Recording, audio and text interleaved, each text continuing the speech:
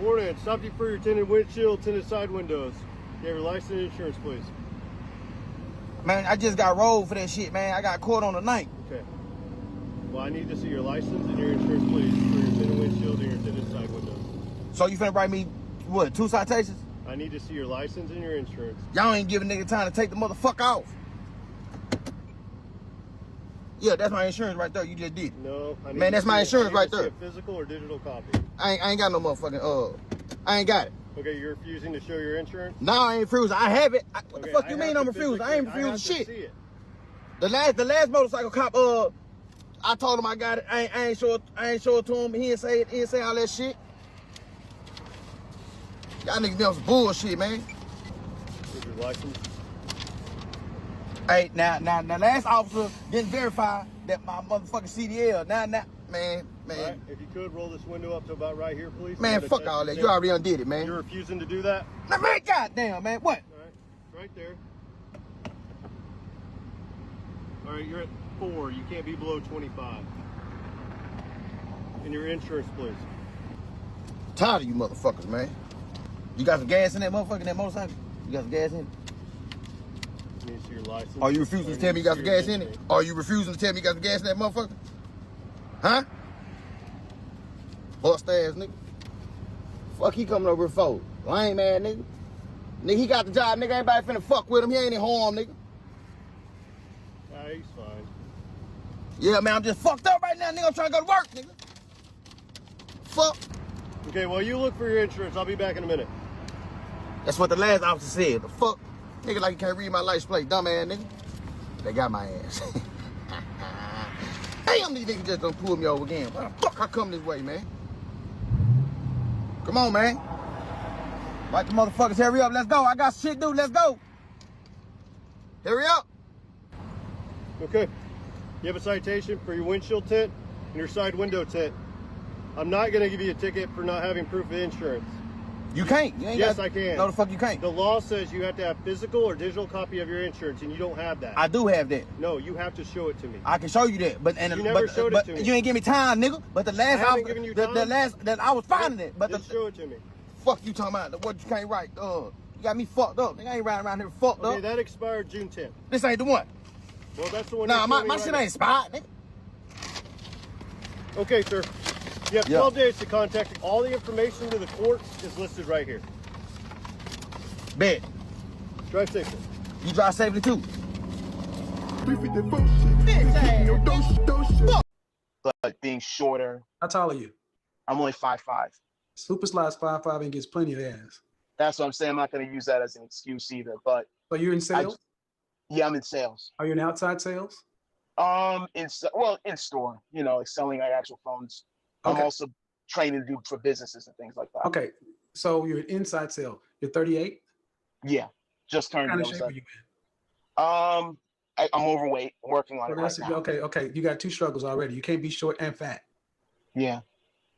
2 strikes. You got to pick a struggle. That's true. Super slides 5'5", but he's yoked. You know that. Why are you short and fat? Mm-hmm.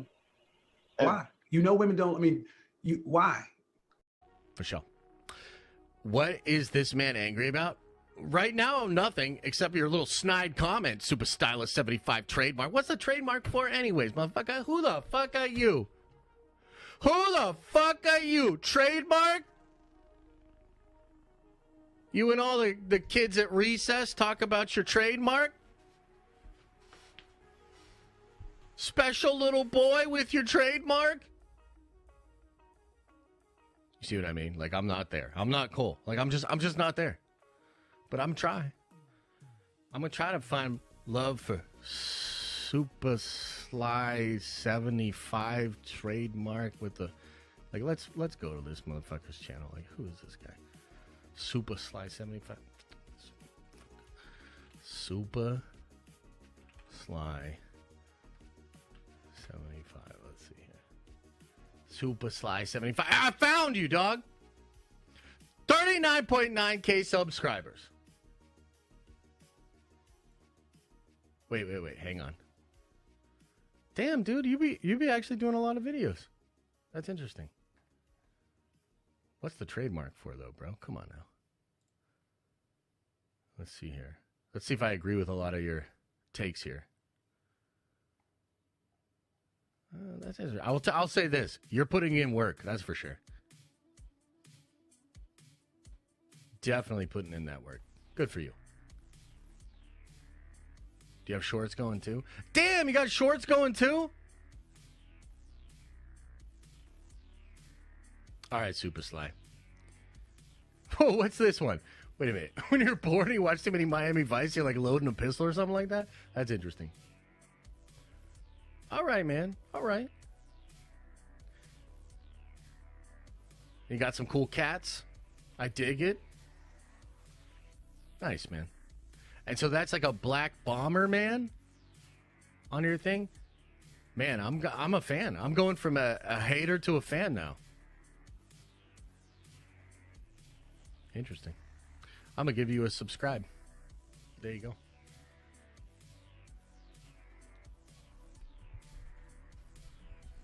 What is the TM about, though? What's that about?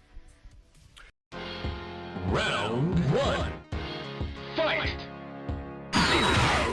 Juggernaut punch!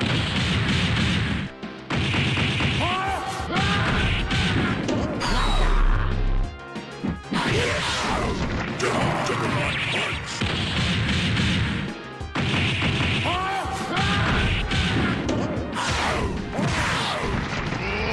I'm out of meters! I'm out of meters!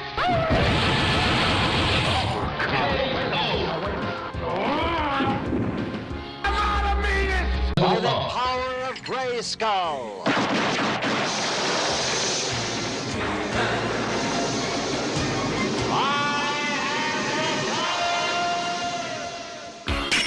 Round one.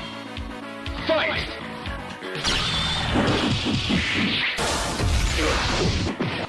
KO!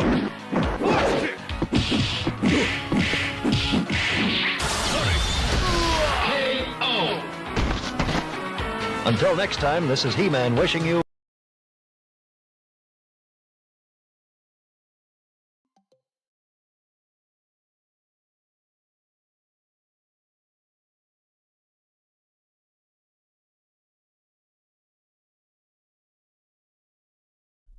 Hello, good evening.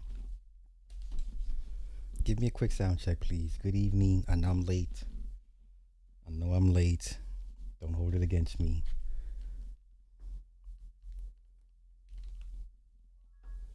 Yes, please give me a quick sound check. Please and thank you. Good evening, everybody. Good evening. All right. Good, cool. All right. I sound good. I sound bueno. Right. Okay. For sure. Awesome. Okay, tonight we're going to go down a rabbit hole. We're going to go down a religious rabbit hole.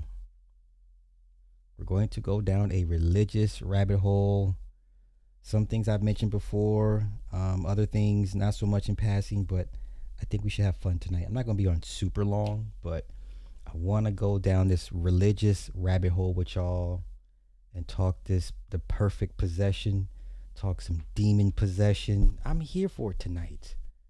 All right? I'm here for it tonight. Who is aware of Father Malachi Martin? Once again, you got to be an old conspiracy head if you remember who Father Malachi Martin was. Okay, if you don't know if it doesn't sound familiar, that's okay. You're gonna learn tonight. Father Malachi Martin. Ciao. We're going down this rabbit hole tonight. So, all right. So the theory goes, maybe it's not so much a theory. The theory goes the Vatican has been infiltrated by Satanists. Okay. The theory goes the Vatican, right? The cream of the creme de la creme of Catholicism has been infiltrated by Satanists. Not Luciferians, Satanists. But there's a little bit of Luciferianism in there anyway. But anywho, This is the rabbit hole we're going down tonight. We're gonna go over some old conspiracy tea. This should be interesting. All right, Father Martin Malachi, courtesy of Art Bell. Rest in peace to both of these men. And we're gonna go here, man. Perfect possession, demon possession. This man was saying this 20, 30 years ago, mind you. Okay, this interview is roughly from 1996. This is an old interview, so we're looking at roughly 30 years. Okay. 30 years. Okay, let's get to it. Go on and on. Horrible deformities. Something's happening. Well, and then, by the way, we should also add things we are not told in public. The deformed babies that are born in a section of Europe, which is also covered by the Chernobyl explosion, but also simply happening, deformations of adults as well as children. And they're not reported widely. Doctor, a report 2 days ago from London of an abnormal amount of deformed fetuses in Britain. Britain is experiencing more radiation, ultraviolet radiation, as a result of depletion of the ozone right now than are we. Sure. Then, by the way, there's a thing because we're touching a sacred cow when we touch on it, and that's nuclear energy. Yes, sir. I'm firmly convinced from the evidence that, and the evidence by reputable scientists, these are not crackpots. They're men who have engaged in Nobel Prize activities in chemistry and in physiology and economics, and they can point out the effect of radiation on the human frame, especially on those parts of the brain that deal with moral and ethical judgment. And it's a bit frightening because it means that the rise in criminality, the distinct rise in criminality, recidivism, constant crime and doing, and horrible crimes with no reason at all but simply cruelty, is some deform. Okay, now we are smack dab in the middle of some of the worst incidents of crime against children, women, men, parents versus children, vice versa. We are living in an age where anybody can get it. There are no limits. Nobody's safe, right? No one gets a pass. So the level of criminality that we are experiencing it's been for a while now, right? This man was saying this 30 years ago. Let's continue. Formation of nature in itself. And I'm afraid it's on the increase, not on the decrease. Is it reasonable to ask you when a human being is possessed by a demon, what is the purpose of the possession of an individual? The destruction of that individual's soul to such a point that it must end up in hell. Hell being a place, a location, an existence which is totally separate from God. The belief is that everybody was created to be happy forever, and God wants everybody to enjoy heaven, the joys of heaven, the perpetuity of heaven, the peace of heaven, and the ecstasy of heaven.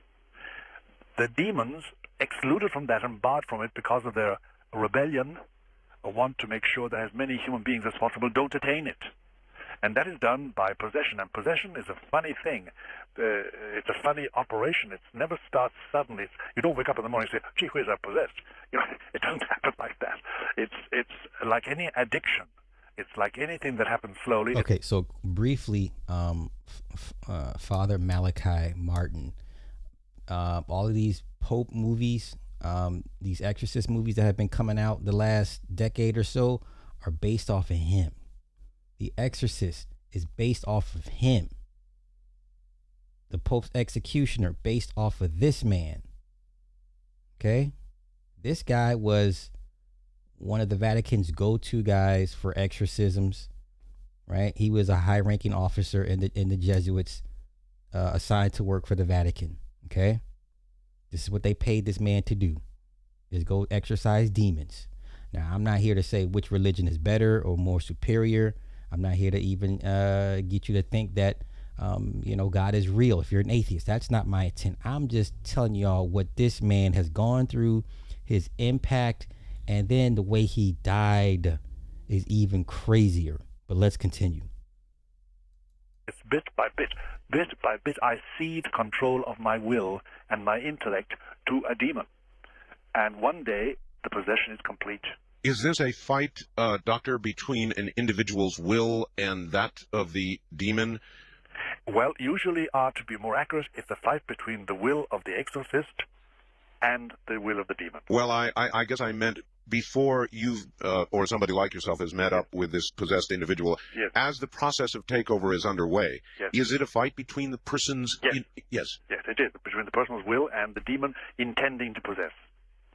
Usually the tendency or the attempt to possess is through deception.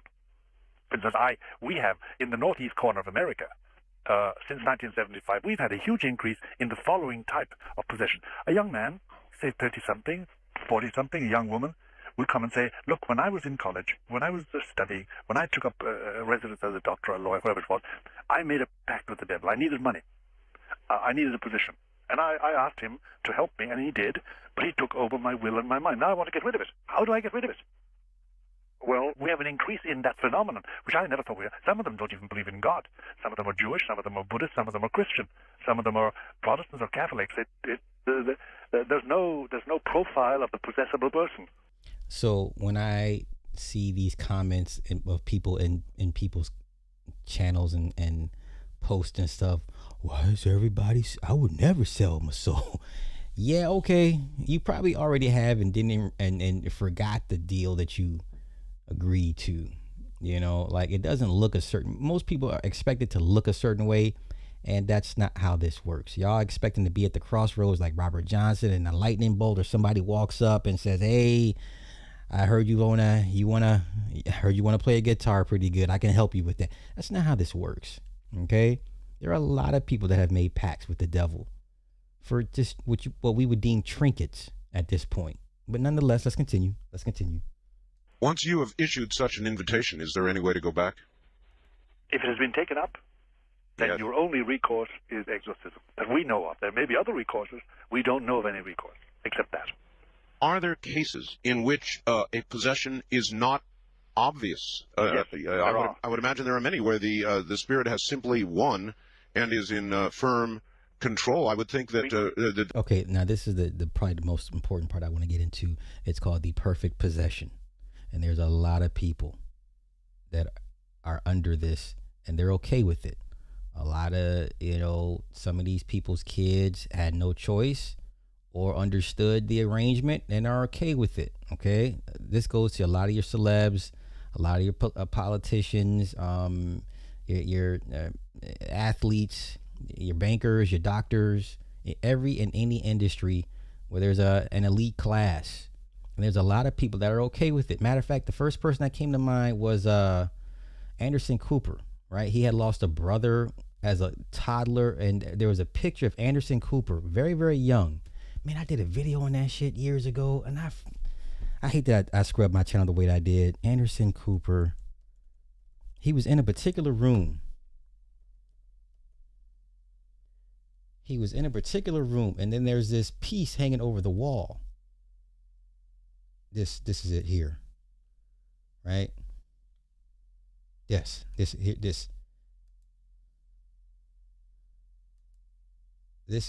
here. I wish I could blow it up. Well, let me see if it let me do it. Let me see if it'll blow. Let me blow it up. Okay, hold on. Nope. No, you're not gonna let me blow it up. There we go. Okay. Hold on.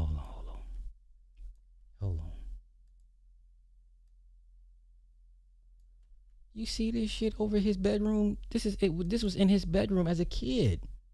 You see this? This was in his bedroom as a kid. So there are plenty of families that have made the movie Hereditary, where entire bloodlines belong to a particular demon, and they've made pacts. The grandparents made pacts. The great grandparents made pacts. Usually the firstborn son of every generation, whatever the case may be. Perfect possession. All right. I remember, and I was just like, who the hell would? And I believe his younger brother fell out of a window or some shit. So Anderson Cooper has been under some heavy psychosis, some heavy trauma as a kid. Okay, I would recommend. I would think he's under perfect possession. Okay, so not to get bogged down, let's get back to it. I'll let Father Malachi break it down. Right, let's continue. Perfect possession. The people who come to you are those who are sort of in the middle of a giant battle. That's right. When you find somebody, the typical things of somebody throwing themselves on the ground and cursing and spitting and protesting and defecating, urinating and all sorts of protest. What they're doing is protesting, saying, help me. Yes. Help me. The perfectly possessed, we call them, the perfectly possessed, are those that are completely at peace. And I've known several of the perfectly possessed, and I avoid them like the pest. And you know them only by almost accidental means. Sometimes they're perfectly normal, by the way, and they've got great business property. They're married, they have children and wives, and they put down responsible jobs. There's nothing. Pay attention. The perfectly possessed. These are the people that are okay with the pacts they made with whatever demon their family signed up with. Okay. Nothing wrong there. Now and again, just now and again, it, as it were, a veil is drawn aside, and you see somebody you don't know at all. You just don't know this person, this man, this woman. And there's a completely alien look, a completely alien attitude, and they breathe alienation. And you know then, if you have a nose for it, you know then that they're perfectly possessed and there's nothing to be done about it. The first man I knew like that was called Beedham, John Beedham. And it was a frightening experience because I had known him for years. In other words, their pact, their deal, they are at peace with and comfortable with their deal. Right. That's right, and they have passed through. I would surmise that Jay-Z is perfectly possessed. Him and Beyonce, them kids, it's a wrap for those kids. Everybody's cool with the pact that Jay made with whatever demon he serves. And when I see people in these comments, I would never. How could they do it? Like, just shut up. But okay, let's continue. The usual Satanist rituals too. The three Satanist rituals: the power of inflicting pain, the power of hating, and the power of burning fire. Fire is part of the Satanist and the Luciferian development, and they pass through all those with flying colors. Doctor, I want to circle back for a second. Sure. You scared me quite well. You said, and this was going to be a major question for you this morning. Yes. I talked to you about the quickening. Yes. I didn't even get to all the facets. To me, it's many, many things. But you said there was a huge increase in the number of possessions, and I was going to ask you that. To me, that just adds to the pile. That is true. There's more now. It's about, since 1975, when I really started in earnest exorcisms in the United States, it's about 800% increase. Okay, these are all your schizophrenics, your bipolars, some of your autistic people. What has increased, damn near tenfold, right? Mental health awareness, mental health illness diagnoses have gone through the roof in the last few decades. Yes? Okay, let's continue. In frequency. Oh, in my. frequency. And it's extraordinary. It's extraordinary. And the one part of the phenomenon is this, Art, that now, for the first time, exorcists and psychiatrists are working closely together. And I work with psychiatrists. I do the spiritual side of it, and they do the psychiatric end of it. There's always a psychiatric preparation and follow-up on after an exorcism. You mentioned that one psychiatrist simply gave up psychiatry. That's right. I gave him a code name of Hammond. That's not his real name, but he was very, very skeptical about it all. And finally, I said, "Okay, Doctor, look, you insist, but you must have some protection." He wasn't a Catholic, by the way, but he was a very honest, sincere man. I didn't mean but. He was, and once he went through it, that was it. He would never touch another possessed person. He would never touch psychiatry ever again. He went off to something. He was a qualified doctor and became an ordinary MD. And confined himself to that. Doctor, how frequently do you think psychiatrists who are treating patients, or what percentage of their patients might indeed, instead of suffering psychiatric problems, be suffering some form of possession? Well over 50% of the cases I have observed. Wow. Well over 50% are really possessed by demons, and of course nothing can be done about it. They're diagnosed as schizophrenic, or as MDDs, or as whatever. That's multiple personality disorders, dissociative identity disorder, that's DID. Yeah. And it's not to minimize or wash away the mental health aspect of it, but it just I'm assuming it makes it sound better and safer to say this person has this particular disorder, because calling everybody demon possessed, you know. But then there's cases when people go off the rails and murder a whole bunch of people, and they say, hey man, I had no control over my body, I was hearing voices, right? And there was one particular case where the black man, this happened not even a couple years ago, right? Black man, he murdered somebody, murdered people, and said he was hearing voices, right? And I asked the question, what do you do to somebody that's been possessed and kill somebody not under their control? How do you punish the person that was possessed? Because it wasn't them, it was a demon per se, right? Is this him? Here we go. This is one of them. This happened last month. Gregory Da Silva arrested after a stabbing spree. After being taken into custody and evaluated at a hospital, Da Silva reportedly told a doctor that evil voices had instructed him to commit the murders. Randy Santos. During his trial on January 26, his defense attorneys argued an insanity plea, stated that he suffered from severe schizophrenia as he was hearing voices that told him he had to kill 40 people. The trial proceeded with his attorneys arguing that mental illness left him without criminal responsibility. Exactly. That is a perfect question. What do you do with somebody that has committed atrocious acts not under their control? They were possessed by whatever entity, spirit, force, right? What do you do? Right? Is it fair to the victims to say, well, it wasn't their fault, they were under demon possession, demonic forces, and the demons made them do it? And nobody's family's wants to hear that shit. Even though everybody claims to be religious and you believe in God and evil and God and devil, you believe in demons and angels, but not when it comes to your family being a victim of said demon, right? Okay, let's continue. And there's no succor for them. There is no succor or help for them at all. When you have done your job, and when we come back from the top of the hour, we'll talk about what an actual exorcism is like. I guess yes. I want to know. But when you have done your job, yes, and it's all over, and the demon leaves, yes, where does that demon go? Well, let me gently but firmly sort of put in a corrective there, Art, from the point of view of an expert. The demon has been deprived of a place, a location, a human person, in which to exercise power. Therefore, they're confined to where they originally were, which is hell. They go back merely to suffering, because their suffering is intense and perpetual and non-stop.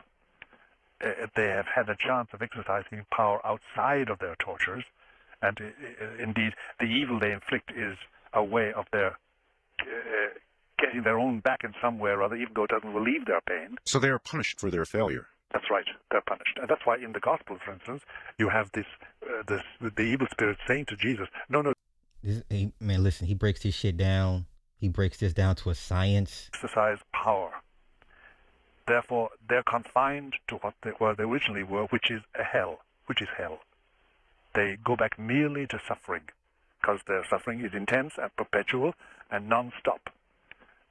They have had a chance of exercising power outside of their tortures, and indeed, the evil they inflict is a way of their getting their own back in some way or other, even though it doesn't relieve their pain. So they are punished for their failure. That's right. They're punished. And that's why in the Gospel, for instance, you have the evil spirit saying to Jesus, no, don't send us back to hell.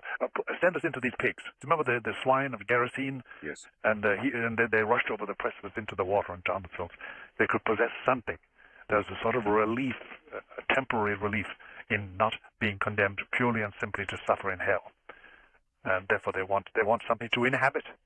And Christ himself said that, and St. Paul says, and Peter, and lots of things in the New Testament say that the devil goes around seeking whom he may devour, like a lion, whom he may possess. And I must tell you that the enormous increase, about 800% over what it used to be in our small area, because it's only a small area we do, the northeast corner. And it is a huge increase. And here's one more thing to say, Art, which may sort of... Isn't this what the first thing y'all say when y'all see the parents off the kids? First thing y'all be like, it's a spiritual war, spiritual war. Okay, so why do you not extend that grace to other people that are actually victims of a spiritual war? Where is this black couple that poured acid and lye on this baby's body to get rid of the body? Black couple poured. Once again, people claim or say spiritual warfare because it sounds nice. Yeah, did y'all see this? Did y'all see this story? Where is it at? Nope, this is it. This has to be it.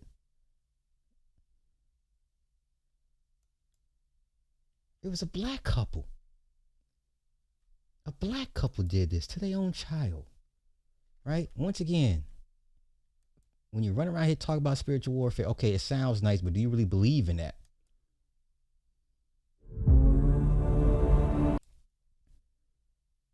So be mindful when you throw around that spiritual warfare. Okay, it sounds nice when you say it, but for those that are real victims of this shit, or, you know, it's trendy to say it's spiritual warfare, right? A massive search for 4-year-old Javea Harris. She was outside playing, and I came out here after cooking dinner a little bit, and I'm looking for her, but I don't see her nowhere. But tonight, arrest warrants say that story was false. She had on pink Minnie Mouse pajamas, and she had in pink beads. She had braids. Investigators say Javea had been dead for weeks before her mother ever called 911. Wow. The warrants say both parents confessed and showed Javea was injured through physical abuse. Seeing that pretty little girl's face, she didn't deserve that. Tonight, the 911 call, the warrants, and the Aiken County community grieving the little girl they all prayed for. As a parent and as somebody who has served in this community as a first responder, it is absolutely heartbreaking. Well, News 12 at 11 o'clock starts right now. Good evening, I'm Will Rio. What you just heard was a 911 call from Javea's mother, 22-year-old Michelle Herring. She told dispatchers 4-year-old Javea disappeared from their home on Hillsborough Street Tuesday night, but investigators say that was not true. Herring and Javea's father, 23-year-old Jamarie Harris, are charged with homicide by child abuse, and Herring is also charged with filing a false police report. And new tonight, arrest warrants say Herring caused severe head injuries to Javea through physical abuse and then disposed of her body at another location, which we'll get to very shortly. The documents also allege Harris knew about the injuries but did not seek medical attention. Now, investigators say this all happened between May 1st and June 15th of this year, about a month after Herring filed a false police report claiming Javea went missing. The point I'm making is, us growing up, it was so rare to hear that parents harmed their children. It was so rare to hear that children were harming their parents. Okay? Those are like, what? It was so rare you didn't even hear about it.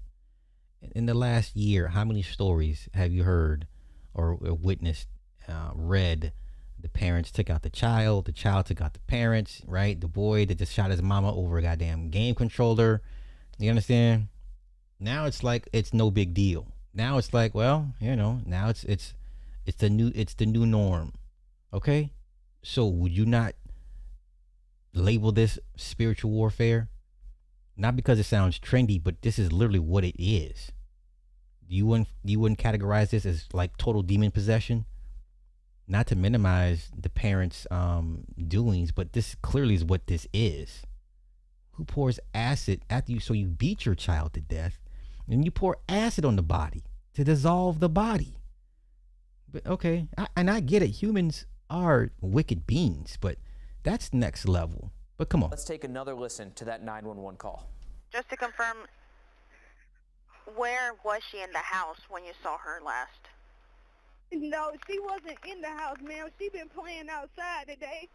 And she asked me, can she play for a little bit more before it got dark? And I said yes. And I literally, her bath water is in the tub, ran, and dinner is cooking, and I came out here to get her, and I can't even find her. Okay, is there a certain place she likes to play outside? Usually in the chicken coop, and that's usually where I find her every day. And I just looked in here and she's not in here. Okay. Is there any bodies of water nearby? I don't know, ma'am. Me and my husband just now pregnant in this house. I don't know about this area much, but it's not a good area. I'll tell you that. Now, here's where law enforcement are searching for Javea's body now after Herring admitted to disposing of it at another location. We're showing you a Google Earth view of the Debutary Creek access area, which leads into Rocky Creek Lake on the Catawba River. It's in a rural part of South Carolina near the Fairfield and Chester County lines, nearly 2 hours away. Your Meredith Anderson was out there all day today. She joins us now with the latest on the search for Javea's body. The road to closure in the Javea Harris case extends far beyond Augusta. It looks as though that road leads right here to rural South Carolina. I'm standing here in Fairfield County, just a stone's throw from Chester County, South Carolina. This is the Debutary Creek access road. It leads to a body of water that leads to bigger bodies of water. And this is where the search is really concentrated for the body of that 4-year-old girl. Listen, we can do stories like this all day and never run out of content. That's how prevalent it is when it comes to parent versus child violence. We won't run out of content, and it's never been like this before. Not when we were growing up as kids or even teenagers or even as an early adult.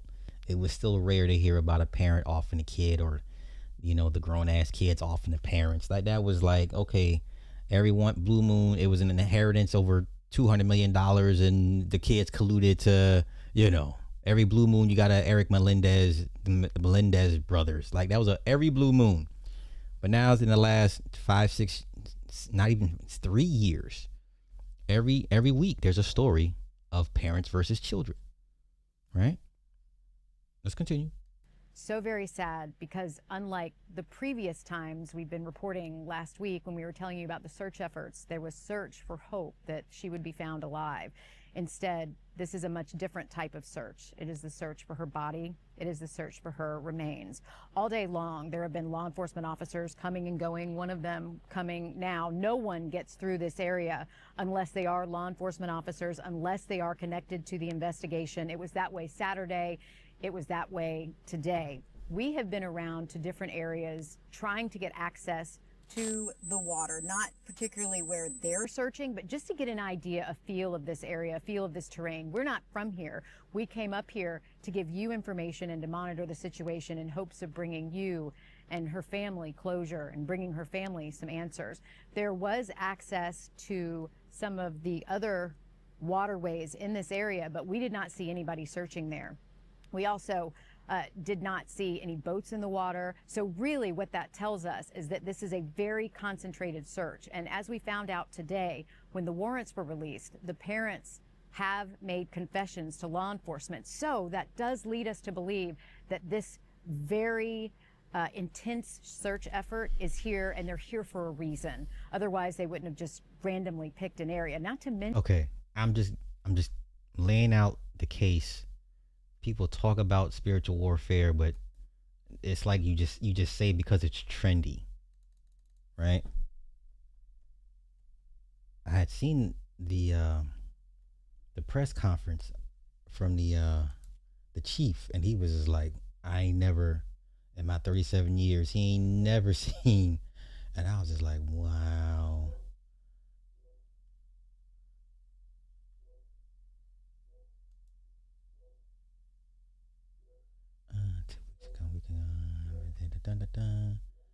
There we go.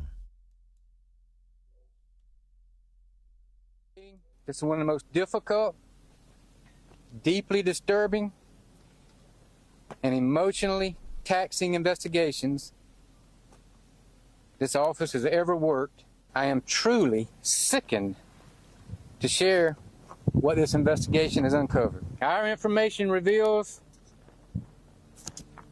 the use of corrosive chemicals and other tools that were used to accelerate the destruction of her little body. After this was completed, these two individuals poured what remains were left of Javea into the Cedar Creek Reservoir. Damn. Right? Okay. Like I said, it sounds nice. Are you gonna give these people? Are you gonna say they were possessed, or you're gonna say that they were just crazy? They did it on purpose, or that was their intent, right? Are you gonna give them the same grace when you holler spiritual warfare, demon possession? Would you constitute this mama being under the possession of demonic forces? Yes or no? Okay, let's get back to it. Provoke a whole series of questions. Possession of the real diabolic kind is generational. Generational. It's generational. Passed on. How many years have we talked about generational curses, generational pacts, indigo children, moon children? If you're a child born under a specific cosmic astrological alignment, your parents already had plans for you before you were even conceived. Yes? Okay? Not urban folk, but the others. Let's continue. It's passed on by training. And it's a dreadful thing when somebody comes in who are perfectly respectable, good, normal American families, and they have reared their children to be Satanists and to accept possession, and they would, unless they stopped themselves, pass it on to their children. And it's been going on for well over 200 years. All right, Doc. Hollywood with its child actors, Disney, Nickelodeon, these companies are still operating. Why is Disney still in business? Why is Nickelodeon still in business, right? People claim they got all the smoking guns, all the evidence of all the children abuse of children, right? Why are these companies still in existence? Why do parents take their kids to entities that specialize in harming kids? Let's continue. Doctor, hold it right there. Relax. You've got 8 or 9 minutes. I need 8 or 9 minutes after this. And we'll be right back. And when we come back, we will ask you about that, and we will ask you about an actual exorcism. Dr. Malachi Martin is my guest. I think I'm glad we're taking a break. We're going to do that right now. We'll be back with more. You're listening to The American. All right. Let me tell you a little bit about Dr. Malachi Martin. Okay. Now, once again, there's nobody fit enough to debate this man. I'm not here to change anybody's religion, position, opinion. Okay. Who am I to question what this man has seen in his days? He's dead now, but nonetheless, okay, this man was a high-ranking officer in the Vatican. Okay, let's continue. For those of you who just joined, Malachi Martin, ex-Jesuit, former exorcist, one-time advisor to 3 popes, presently a best-selling author, as a premier investigator. 3 popes, y'all. Not 1, not 2, but 3 popes. And the last pope he got, and what made him leave was Pope John Paul II. And that's when he realized everybody's corrupted, and he left. Let's continue. Of clandestine politics, unlikely alliances of popes and cardinals. His novels offer rare insights into the men who guide nearly 1 billion people in faith and broker the destinies of countries and continents. As a member of the Vatican Intelligence Network under Pope John XXIII, Martin helped extend the church into Iron Curtain countries. In 1964, concerned about the corrupting influences of power, Martin was released from his vows of poverty and obedience after 25 years as a Jesuit. He left Rome for New York, where he did odd jobs until a Guggenheim Fellowship enabled him to write his first bestseller, Hostage to the Devil.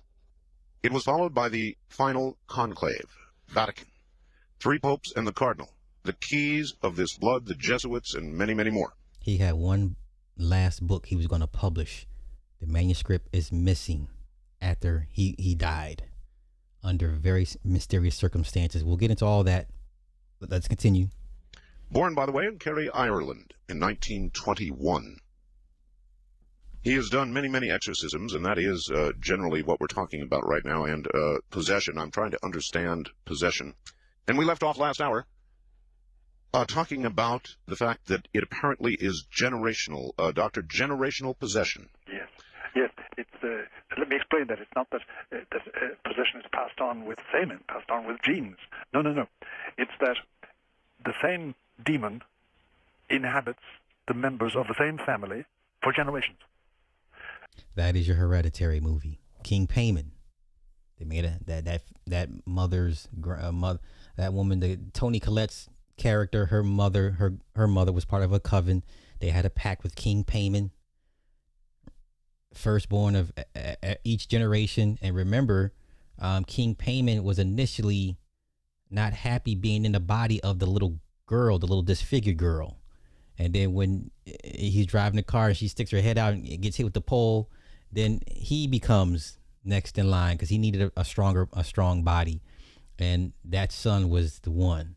Remember, they took him up to the treehouse and all the members are there and he gets, indoctrinated and King Payman shows up, right? And that's a phenomenal movie. Toni Collette be acting her ass off. I need to go rewatch that, but let's continue. Consensually. He is nourished by them and kept by them and satisfied with them. The children are trained in it, and they perpetuate it in their children. It has gone on for generations. It's generational. And sometimes unwillingly, we have cases in hand, for instance, of daughters to whom their mother attached her familiar, her evil spirit. Pay attention. And then we have the job of ridding them of that. And it takes time, and it's painful and anguishing. How does a person know? Does a person know? I mean, is in the mind or the soul of the possessed? Yes. Is there always knowledge of that possession? There is, but it can be limited knowledge, and can also be inhibited knowledge. Some of them can't even tell you about it. Some of them can. It depends. When you have these women strung out on drugs, prostituting themselves, doing despicable, horrific things to survive, and it's either because how they grew up, whatever traumas, right?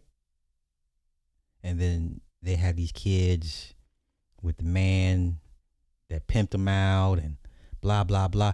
You know what? I could take about 5 minutes to be really petty right now. You don't think a motherfucker like Sinful to P was a demon? You don't think somebody like Sinful to P was a whole demon? A whole demon. That man brought life into this world as a grown man via a 14-year-old child he was pimping out. That's demonic. And I see content creators still hold his name and lift his name up in praise. That's demonic. Why would you praise a man like that? But you know what? Come on, let's continue. On the particular type of demon, there are many types of demons. There you go. Some of them are quite intelligent. Some of them are very stupid. Most of them are specialized in one thing and one thing only, and that's all they can do. And it's a reflection of some gift as angels which they had, now distorted as demons. And in these matters, as in everything connected with it, go to the experts. Don't try and do it yourself. And then do not. There's a big confusion out which we should clear up for everybody, and it's this. There are many healers and deliverance experts, and many people will undergo lengthy prayers and incensings and various ceremonies. But the truth is this, the horrible truth is this, that if there is a demon in your life, and he dictates your behavior at least in one province of life, one area of life, pay attention. He can only be expelled by direct confrontation, by somebody with authority to expel him. So when I say him, of course, spirits have no sex. They're not male or female. I just use him in the generic sense of the English word. But it's a confrontation. It's not a prayer. Gee whiz, it was a prayer to be very simple to get rid of. All right, this is something I want to ask about, if I might for a moment, Doctor. Sure. I had a call a couple of weeks ago from a woman who said that she had been in bed, believe this, with her children one night, and she was attacked, Doctor, attacked by some sort of demon or spirit that was actually waiting upon her, actually trying to sodomize and rape her, and she was unable to speak, unable to move, unable to utter anything.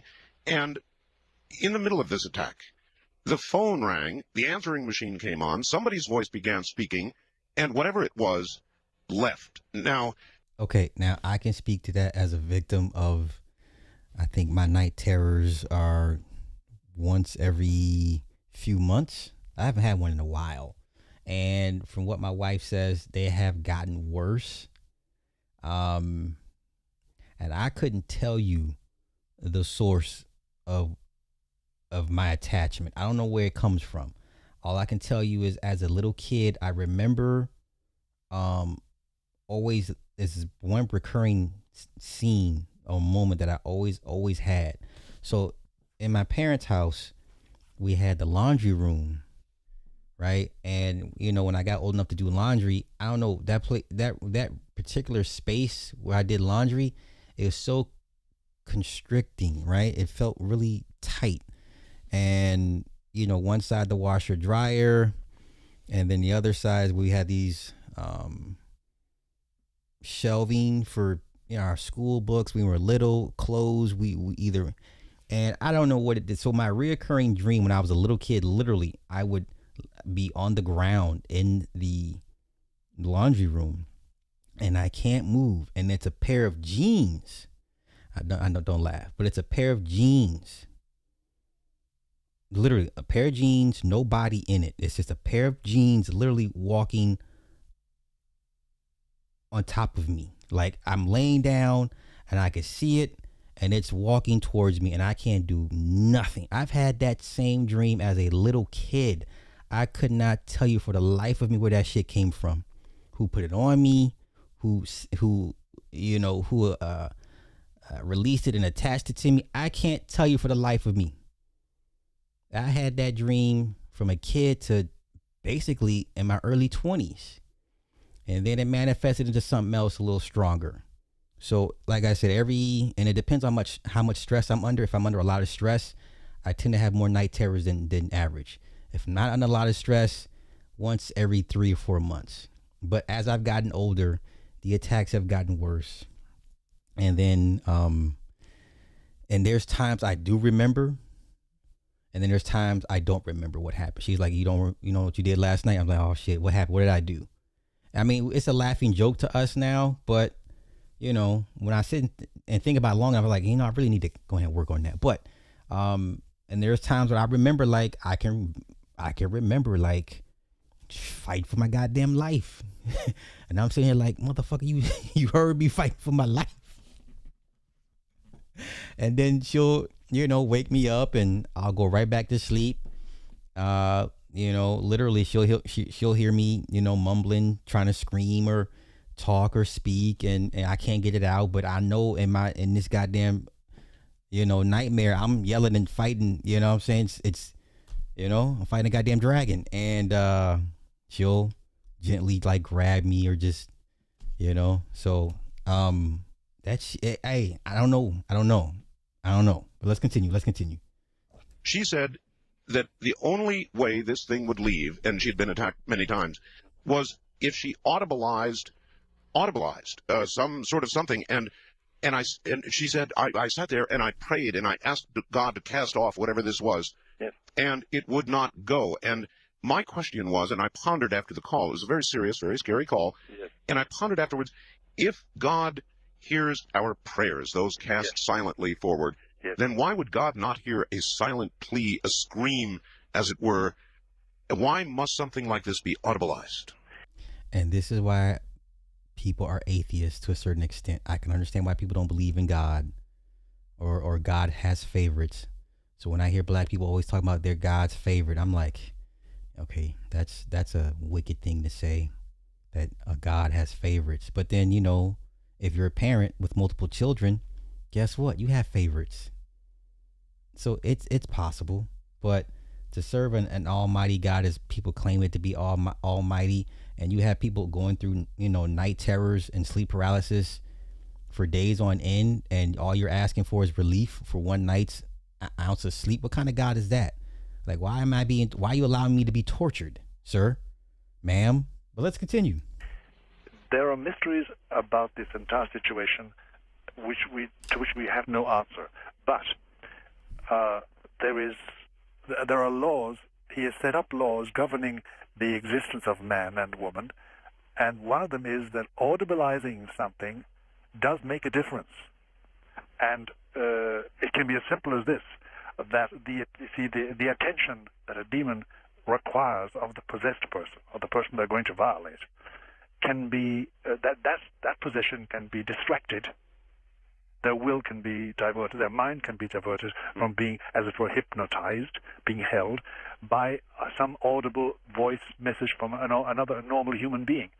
And God knows what grace of God that voice brings with them. But that it does happen, that audibilization does have an influence, there's no doubt about it. There's no doubt about it. And there's no specific answer as to no specific answer. And Art, there's the biggest problem is who is possessible. People are always asking me, am I like... This is a great question. Who is susceptible to being possessed by a demon? And he breaks it down. ...to be possessed. And we have tried to create a profile of the possessible person, but we have found that neither sex, nor education, nor color, nor race, nor education, nor riches, nor poverty, nothing makes a difference. It's apparently to our mind, it's random. A random choice. I know very naughty people who are not a bit possessed, they're just very naughty women. And then I know people who are not naughty at all, but lapse in one thing, and they do undergo possession. Knowing the nature of humans, if somebody has made, in effect, a pact with the devil, is it not more likely that those cases of possession would more frequently than not be the rich, the powerful, those who have attained great material success or wealth? You would think so, Art, but yes. De facto, no. No. Poor people, people with very little social resonance. And when you listen to him explain it, it makes sense. Y'all still waiting for karma on these old people. Listen, who just died at 94? All these evil people who died in the 90s. One of the Rothschilds, they live long, fulfilling lives. They don't lose no sleep worried about y'all. And y'all be hollering, karma coming for who? Name me the evil oligarch that Peter Thiel loses no sleep at night. Elon Musk loses no sleep at night.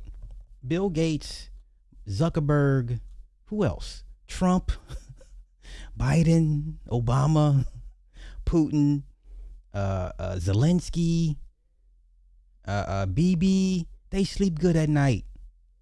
What karma are you referring to, sir?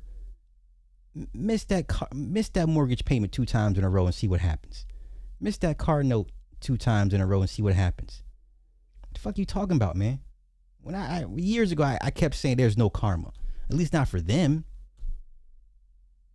because you can't show it to me, you can't prove it to me, and I used to catch a lot of heat for that. But come on, let's continue. People occupying very obscure positions in the social ladder. Yeah, Clive Davis. Oh, the contract's up or devil came due. He was 94, 91. What are you talking about? How stupid do you sound? Clive Davis was not worried about what he did to Aretha, Phyllis, or Whitney. That man went to sleep good every night. But let's continue. Everybody is susceptible to some ambition, something they want, either for revenge or for self-satisfaction or for self-advancement. Yes. And everybody is liable. So the pact could be something as simple as the wanting or the wishing of a mate or the attention of somebody of the opposite sex, or that's right, to get married. To get married. Get this man, to get this woman. Yes. You see, for instance, if I could do this, now I want to take the following example, but with great care. Do you remember Susan Smith? Yes. Drowned to 2 children? Of course. Now, for an exorcist. Wait, is this the same Susan Smith that blamed it on black man? Is this the same woman that blamed a black man for drowning her kids? This was her, right? Yeah, the white woman that blamed a black man. Okay. Now to a crime story. This was scary too. This shocked the nation. It was 30 years ago. Susan Smith rolled her car into a South Carolina lake with her 3-year-old son Michael and his 14-month-old brother Alex. Now, does this fall under demon possession? Because you can't pick and choose how you feel about the person, right? You can't pick and choose. Would this be categorized under demon possession? A woman puts her kids into a car, drives it off a goddamn embankment into the water. But let's continue. Inside. Now, she initially told police that she had been carjacked by 2 black men before confessing to the murders. Today, Smith, who's serving a life sentence, will ask a parole board for her freedom. Skylar Henry's in Columbia, South Carolina with the details. Skylar, I remember this story so vividly at the time. It was shocking. We had never heard anything like this. Good morning to you. Wait. Who just died? not Lindsey Graham, Senator Lindsey Graham. You think that man missed a night's worth of sleep? How old was he? 87? They called him the War Hawk because all he wanted to do was go bomb other countries, women, women, and children. That man didn't lose no sleep. Where was the karma for Lindsey Graham at? Where's the karma for Mitch McDonald? Where's the karma for Nancy Pelosi? Where you understand? Come on, we can do this all day, y'all. But come on. Well, good morning. Susan Smith was sentenced to life, but in 1994, in South Carolina, the jury was not allowed to know that a life sentence could mean that Smith could be up for parole after 30 years. Now, after serving nearly 3 decades, she's expected to appear in front of a parole board. Your mama loves you so much. It was a made-for-TV true crime drama that gripped the nation. For more than a week, Susan Smith had white folk ready to kill any black man they saw if they even felt like they had something to do with those kids. White folks are ready to burn that city down. For the return of her 2 young sons, Michael and Alex. I think it takes a very sick and emotionally unstable person to be able to take 2 beautiful children like that, to be able to keep them from their parents. The 1994 Union, South Carolina tale of a carjacking led to an extensive manhunt by police. How many black men got pulled over, stopped and frisked, accosted, beat up, assaulted, civil rights violated because this cracker bitch said 2 black men carjacked and stole my car with my babies? How many black men suffered under the boot of this woman's lies? Let's continue. Out of the red light, and just out of nowhere, this black guy came up and just opened the door and jumped in the car. Smith, who was 23 at the time, claimed a black man carjacked her at gunpoint and took her sons. But 9 days into the investigation, Smith confessed to the murders. She admitted to letting her car roll into this lake with Michael and Alex still in their car seats. Wow. Susan Smith has been arrested and will be charged with 2 counts of murder in connection with the deaths of her children. You hear them people gasping? Oh. Pope prosecuted the case. She was enjoying the media attention until the media attention turned on her. Pope sought the death penalty, and in 1995, Smith was sentenced to life. Some of the jurors said that they believed that it would be more punishment for her to be remorseful, to be in prison for the rest of her life, thinking about what she did to Michael and Alex. And I can respect that. The fallacy there is twofold. One, unbeknownst to them, she's not there for the rest of her life. Number 2, she's been focused on Susan for her 30 years. Susan has not focused on Michael and Alex. The parole board tells CBS News that it's received nearly 500 letters calling for Smith's parole to be denied, and as of last night, it's received only 6 letters calling for Smith to be released. Now, CBS News also reached out to an attorney for Smith. The attorney says that they are not expected to release any sort of statement ahead of today. Okay, let's continue. Let's continue.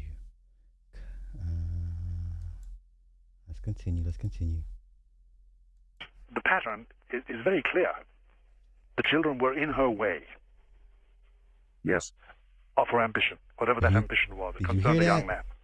Did you catch why the father said she took out her kids?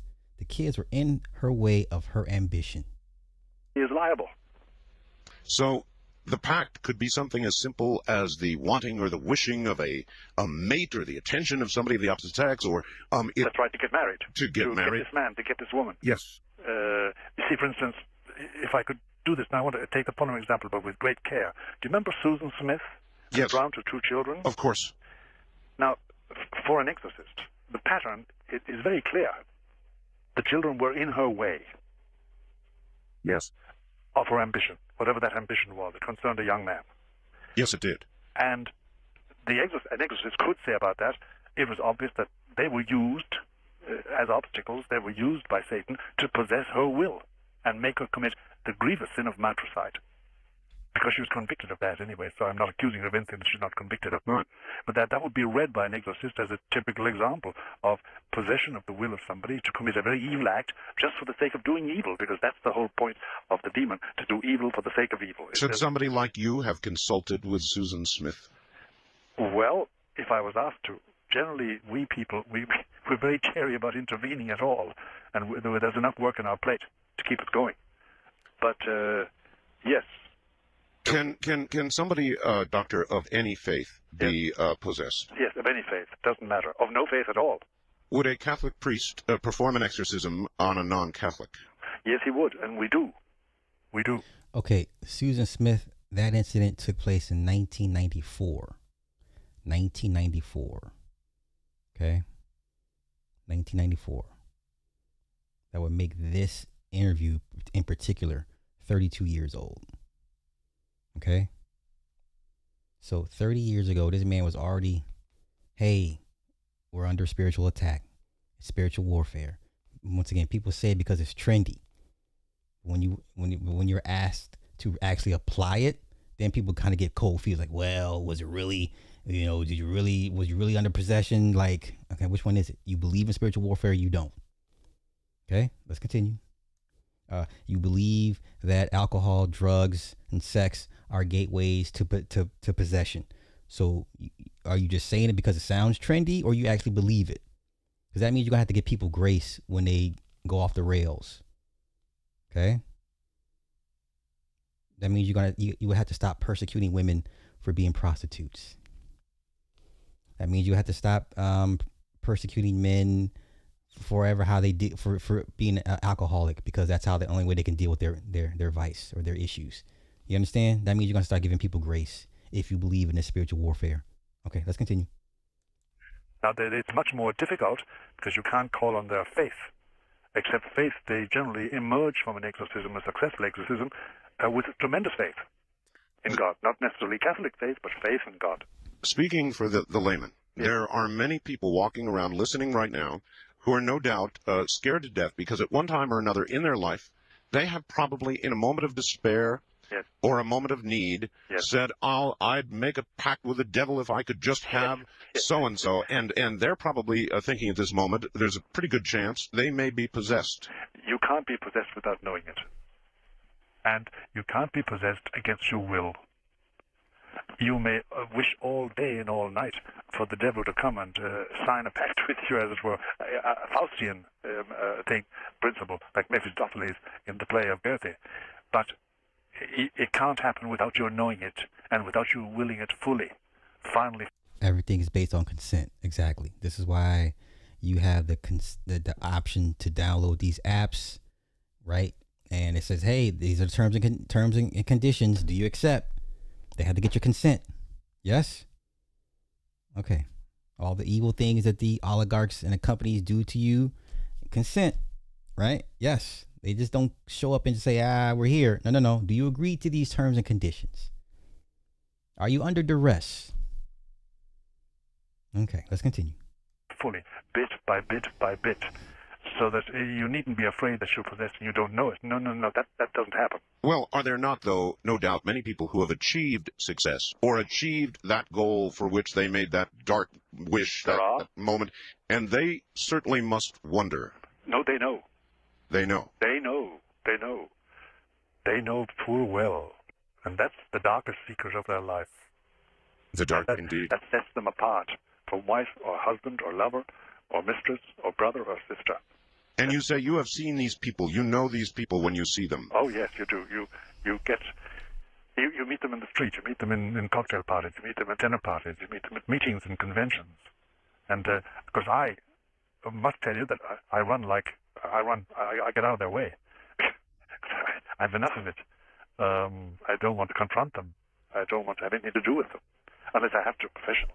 Doctor, Catholic priests, how many Catholic priests are capable of or do within the church exorcisms? Nowadays, Art, unfortunately, a minimum. As you know, in the last 25 or 30 years, belief in the devil, belief in evil incarnate, in an evil spirit, belief in hell, belief in the demons, the existence, and the activities, say, of Lucifer and of Satan. They're distinct demons, by the way. People often confuse them, but they're distinct demons. Belief in that has flagged, has got very weak.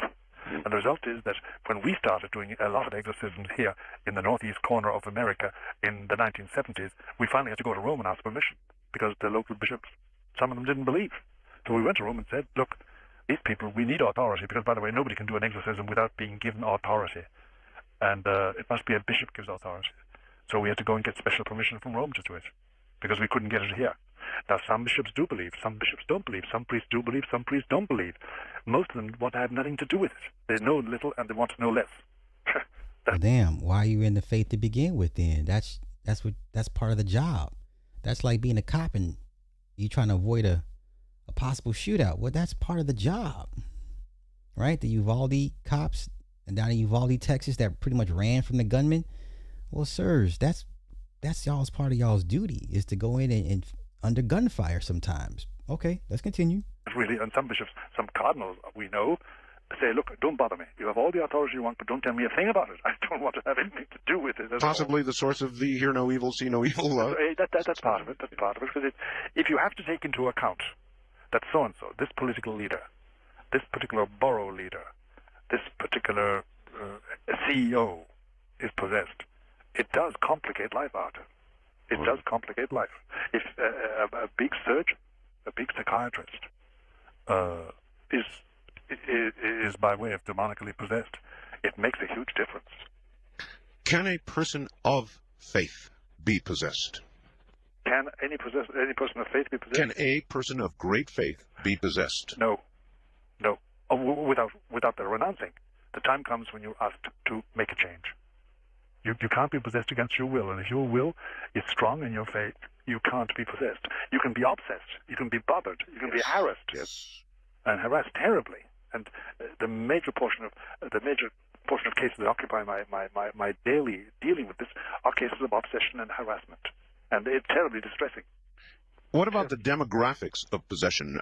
We saw The Exorcist. Can a child be possessed? No, except unless in exceptional cases you have children born and quickly developing at the age of 4, 5, with a will as strong as a person of 25, really. Mm-hmm. And they can undergo possession, but it's rare. It's very rare. They can be harassed and obsessed, and that. These are your moon and indigo children. Those kids are susceptible because they're special. Yes, please do me a favor. Hit the like button. Like, what the fuck? Why are you here? I'd rather you not watch. I'd rather have low numbers and proper engagement than high numbers and no likes. Like, what the fuck, man? Yeah, I mean, I don't get it. You hate my guts. Okay, don't watch me. I have nothing for you. My content's not for you. I don't talk about women 24/7. You know, whatever. I don't talk red pill 24/7. I mean, none of that. My content is not for you. It's not applicable to your life. I can't help your life. Like, what the hell, man? It's the craziest thing. And then you watch my content, and then you run back and parrot what you heard me say different. You know, I'm gonna be the bigger person. I'm gonna let it go. It's okay. You can watch me in secret. It's okay. It's cool. I take it as a compliment. That's usually generationally on account of the parents, on account of an aunt, on account of an uncle. How? Let's see. What's the right word? What word am I looking for? In a generational case of possession, does the parent actively teach this child in the dark? Why is it? Oh yes, they assign the child to their demon. They're satisfied with that. The demon becomes what they call a familiar of theirs, and they give it a name. They call it Philip, they call it George, they call it John, they call it James, they call it Mary, whatever. And they assign the child to it, they teach the child to do obeisance to it, and they make the child participate in ceremonies, Satanist ceremonies. Wow. There's a lot of that going on in America today? A lot. It's very hard to say a lot. That it goes on continually and sustainedly in certain areas, yes. And whether it's Boston or whether it's Montana or California or New Mexico, the place doesn't matter. The place doesn't matter. I must confess to you that there is a lot of very impressive generational cases are found or have been found, not all, but a lot of such cases have been found amongst old American families. The old traditional... Yeah. The old originally came over on the Mayflower kind of American families? That sort of business, yes. That sort of business, yes. Okay. It's a murky story and has never been written up properly, mainly because, well, it concerns family genealogies, you know, and it's hard to write that up and get it published. And then what's the point? But you come across generational possession and harassment, but possession too, in such families, such old families, whether they're Dutch Reformed, whether they're Puritan or whatever. I suppose getting it in print, one reason might be the truth, Doctor. All right, I meant to ask you about an actual exorcism. When we come back, go ahead and relax. We will do that then. Okay. All right, Dr. Malachi Martin is my guest. A warning for you, it's probably going to get a little rough. We'll be right back. Back now to Dr. Malachi Martin and Doc. This was a 32-year-old interview. 32 years ago, this man was saying all this, and even way back before then. This is one of the final interviews he had before he died, and we're going to get into the circumstances of his passing. Once again, it's trendy for you to say spiritual warfare, but when you're asked to apply it, then people get cold feet. Okay, let's continue. Doctor, you're in, I haven't even told everybody, you're in Manhattan, aren't you? That's right. I live in Manhattan, Upper Manhattan. Doctor, as a young priest, how did you first, what was your first exorcism, and what was your reaction to it? Well, my first exorcism was in Cairo, Egypt, and I was a young priest, and I was an archaeologist. I was lying on my belly or my back in caves on the Sinai Peninsula, copying inscriptions dating from about the time of Abraham, about 1600 or 1700 BC.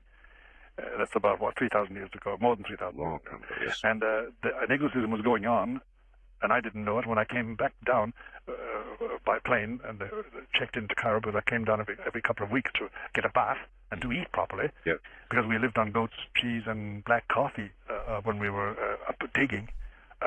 One of the priests was telling me that he was engaged in an exorcism and his assistant has collapsed, which is not uncommon with young assistants, because in your first exorcism, if you've never done it before, the impact is so great, sometimes you become totally incontinent.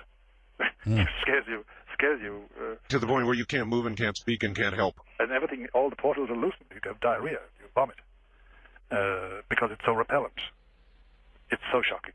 So it's not for the weak of heart? No, it's not. And I'll describe in a moment exactly what is the repellent part about it. All right. But so I was asked to assist, so I did. And apparently I had a very strong constitution, still have. And I haven't got that effect. It had a disgusting effect. It always has. That was the first time. It was a very sticky exorcism.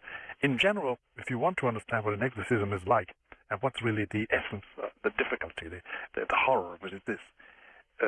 You must imagine, say, a common scene. It's a room. It's always within a room, within a house. It's in a room. There's nothing on the walls, no nails, no pictures, nothing that can move. If the windows are there, they're barred, which shatters. You don't have glass around the place that can be shattered. All of this is prepared. All this is prepared. And you have the person in question is either violent or not. Most times not violent to begin with. And there's either a bed, an iron bed, or a chair, or whatever.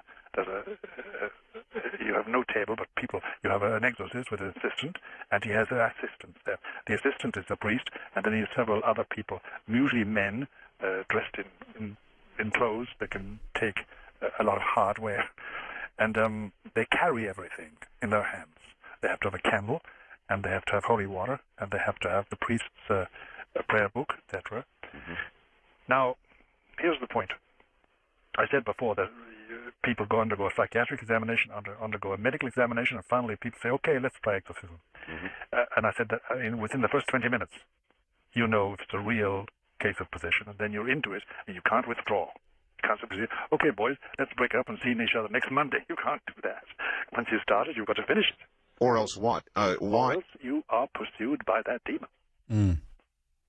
You are pursued. The exorcist. That's right. And everybody in that room has troubles. And the troubles can be extraordinary. I mean, I've seen assistants trying to hold somebody down and dropping the person and looking at each other, because the person, for the possessed person, start telling one man what the other man did to his wife. Oh boy. Well, yeah. Nasty work. Nasty work. We've been through that too. And sometimes it's a lie, sometimes it's true, sometimes it's an exaggeration. Anyway, but after the first 20 minutes, what happens? In that 20 minutes, the following happens. Now, the temperature of the room may change. There may be a horrible smell. There may not be a horrible smell. All those are incidental things. The olfactory experience or the heat and the cold experience. But here's the the real point. At a certain moment, if it's really an exorcism, and if we are in the presence of a possessing spirit or a threatening spirit, demon, everybody in the room, the priest and his assistant and the assistants, they know, and I can only call on some experiences of people listening to me, and you yourself, Art. You know there's something in the room that wants you dead. But dead. I mean, I've only been twice in my life threatened with real deaths, but really threatened. Once was in Czechoslovakia, and once was in America. And it's a horrible feeling knowing that unless something happens, you are going to die. Now. Yes. And that's it's like an invisible animal with claws, and it wants you dead. It really wants your life's blood. It wants you extinguished. Has it happened, Doctor? Has an assistant or an exorcist or anybody present at an exorcism ever been killed? Well, no, but they have died of heart attack. They've died of some form of internal health attack. None of them have been killed, exactly, except in one case. Now, the crazy part is him saying this, and what killed him was like an internal attack.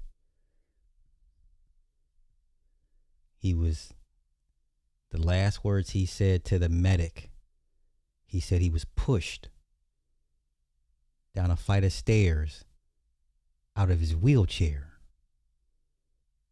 This man, not Art Bell, but the man talking, Father Malachi, his last words to the medic, something pushed me down the stairs out of his wheelchair, y'all. Let's continue.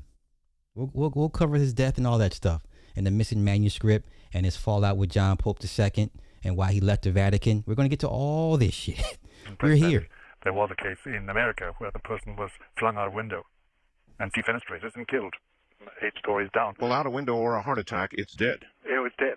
But the point is that the experience is everybody in the room subtly knows. You don't even look at each other, you know. Especially if you've done exorcism before with the same team. You know, this is it. We're now in that presence. And the point is this. Here's the point I want to drive home. It's a confrontation, not a series of prayers, of pious wishes, and of deliverance and the healing invocations. No.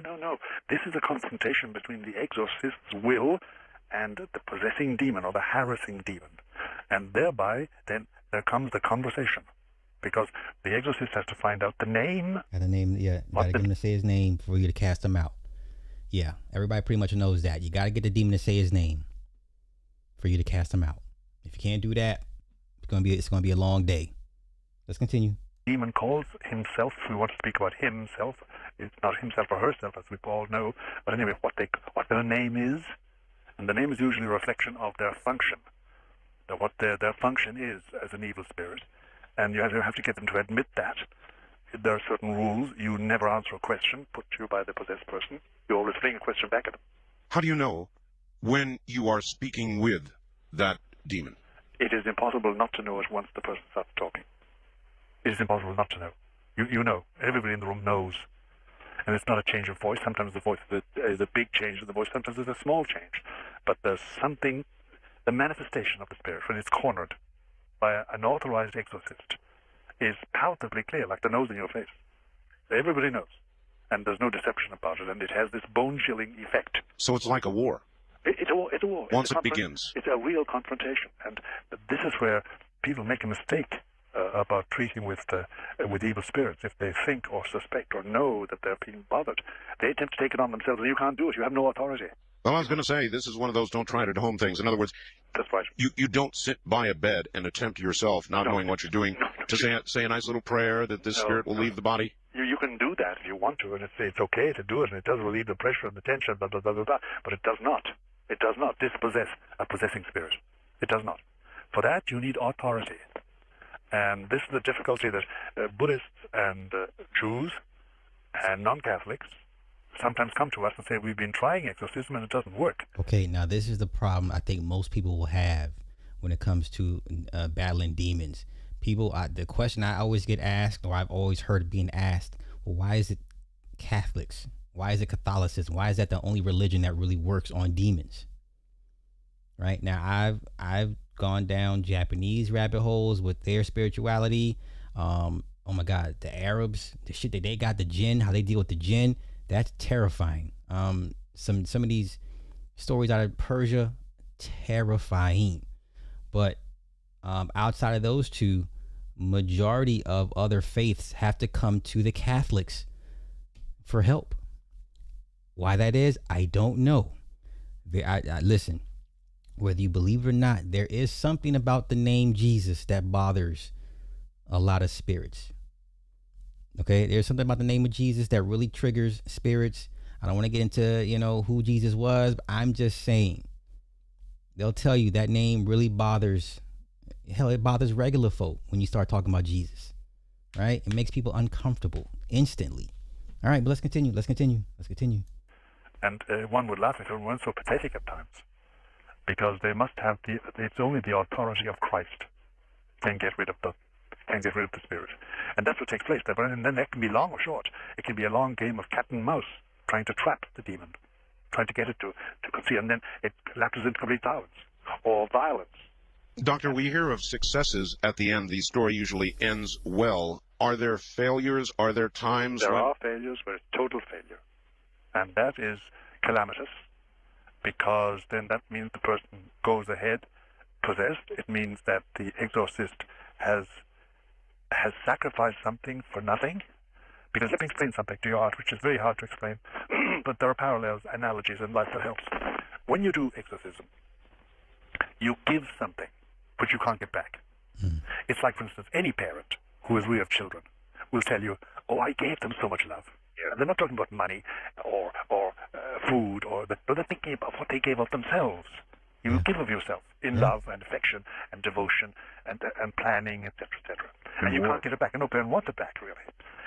Similarly, with an exorcism, the exorcist gives a little part of him dies, put it like that, and goes away and waits for him in heaven. Little slice of death. Yes, a little slice. And for instance, after a bad exorcism, a long, unhealthy one, you don't eat very much for a couple of weeks, and you don't sleep very deeply either. You can't. You've been locked in combat with a very, very insalubrious, unhealthy, anti-human, hating spirit that has communicated with you. For those not of faith, are there, during the course of exorcisms, actual physical manifestations in or near the person or around the person or in the room, as in the movie? Do things ever move? Do you actually... Oh, yes, things move. If there's anything movable in the room, it's going to move. If there are nails on the wall, if there are pictures, if there are windows that can be broken, they'll probably be broken. If there's something which is weak, unbreakable, it can break. It can move. So you want to have a very bare situation completely. And even then, the exorcist is not free once it's all over. I've been flung out of bed. I've been knocked off stools and broken my shoulder by the demon to get his own back, just to remind me he was there and to make me pay a price for the damage I did. This is like going to war. It's very much like going to war. This man basically untold his own death. This is crazy for him to say this. This was 32 years ago, y'all. This man's been dead 25 years. Yeah. This is one of the last few interviews he gave to Art before he passed on. But yeah, this is 32 years old, and he's been dead 25 years, roughly, give or take. But let's continue. What most people don't realize is that there's a spiritual war on, and as St. Paul says, it's a war with the spirits. It's a war with the forces of evil, the invisible forces that want men's souls. Are there times as a priest where even the very best of men, Doctor, sometimes fear war reasonably? Does a priest sometimes fear entering this war when you know you are about to meet up once again with the worst? Yes, there's always that fear. And a very old exorcist gave me advice years ago in Ireland. I mentioned this to him, and he said, "Okay, but listen, learn to measure your love of God by the amount of fear in your heart," which is a very profound statement. It is, yes. Because it depends on how much you love God. And if you really love Him as Father, as Savior, and as final end of everything, and as the beautifier, and as the creator of nature, the creator of all beauty in our lives, it can expel fear. But if you nourish fear, fear can grow and not quantitatively, but it can equal or surpass the amount of love you have in your heart. And then you're in danger, because that fear is going to make you despair. That fear is going to make you timorous. That fear is going to make you vulnerable. Love is the only thing that can cure it. Love is the only protection we have. You mentioned there were priests who do not believe that people are possessed. That's right. That's right. Do they carry that belief because of fear, do you think, for the most part, or? No, the cases I have known are priests whose faith has been diminished. See, faith is not a quantum, like a bank balance or something in your pocket or clothes you wear. It's a dimension of soul. And that dimension can be great or less, greater or lesser. And it can be diminished by infidelities, by sin, by fecklessness, by carelessness. It can be increased by virtue. It can be increased by good actions. It can be increased by the grace of God. But it's usually because of the lack of faith. When they think that there's no such thing as evil, really. That it's okay, do what you like, just don't frighten the horses. But there are laws, though. God has laws, and He doesn't allow them by violators. You can violate them, but you're going to pay the price. And one of the prices is that you slowly but surely edge towards that region of human existence where the demons are dominant. And they will satisfy you. They'll give you a good life. But you end up their prisoner. Their prisoner. Is there ever a case where the person who is possessed dies in the course of the exorcism? Yes, it has happened. And it's caused untold trouble because there's usually a lawsuit.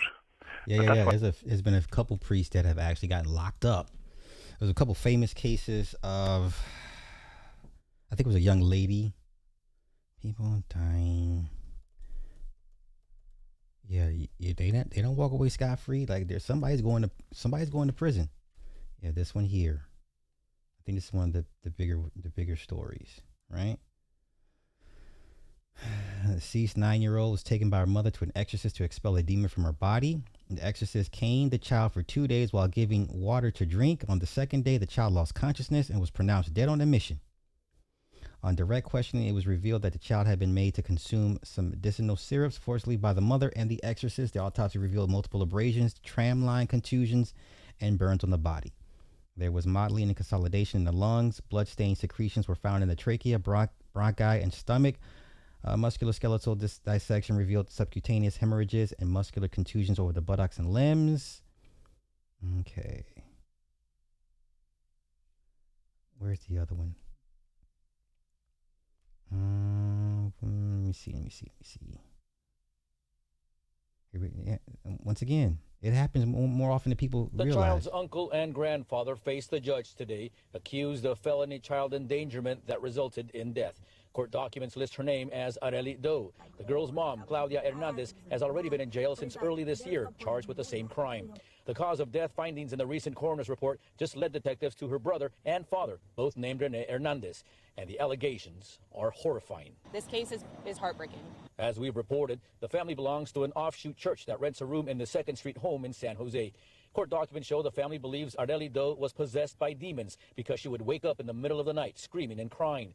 The prosecutor alleges that back in September, the trio held the 3-year-old girl down in the church for 12 hours as they performed an exorcism-like ceremony. They allegedly called the authorities 2 hours after she died. Arely Doe was strangled multiple times to the point of unconsciousness.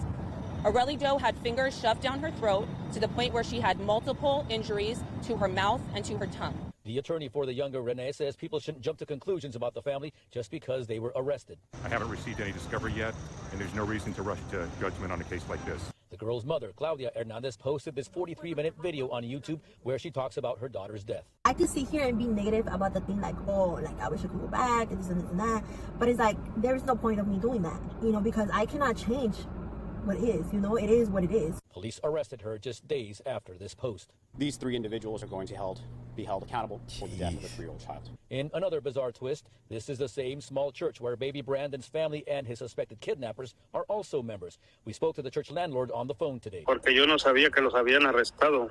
The landlord says he didn't know about the arrests and has now given the church 30 days to vacate. The church is being evicted, as many members of its small congregation, including the pastor. Okay. Let's go here. Out of Florida, a Fort Pierce woman under arrest now accused of killing her 6-year-old son as she carried out an exorcism.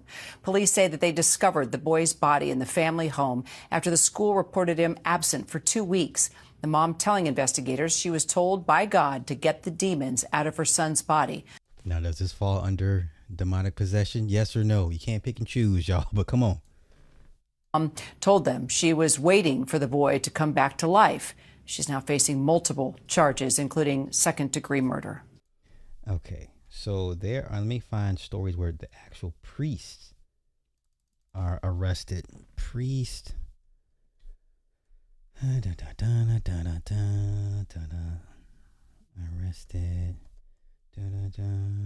for death in. There we go. There we go. It knows what I want. This is a famous case here. Annalise Michael, 1952, began experiencing psychiatric symptoms in her late teens. She was diagnosed with epilepsy and depression. However, her deeply religious family believed she was possessed by demons. 2 priests performed 67 exorcisms over 10 months, during which Annalise refused food and water. Annalise died in 76. In 78, her parents and the priests involved in exorcism faced legal consequences. The court determined that Annalise's death was largely due to malnutrition and dehydration resulting from the extreme nature of the exorcisms, and the individuals responsible were held accountable for not seeking proper medical help. They all received sentences of 6 months in jail and 3 years of probation, which were later suspended. The case remains a controversial and tragic example of the intersection between religious beliefs, mental health, and the need for appropriate medical intervention. Okay, so what happens? It happens.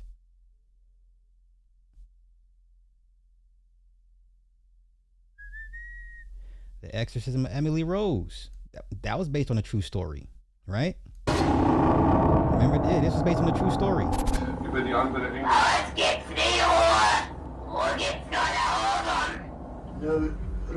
Yeah, this was based off Annalise. Yeah, this was based off Annalise's exorcism.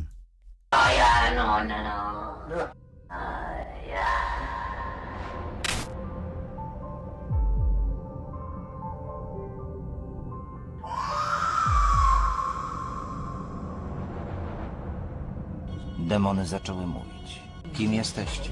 Jakie są wasze imiona? Po wielu wysiłkach dowiedzieliśmy się, że było to 6 demonów. Można powiedzieć niezłego kalibru. Judasz, Lucyfer, Hitler, upadły ksiądz Fleischmann, Neron i Kain.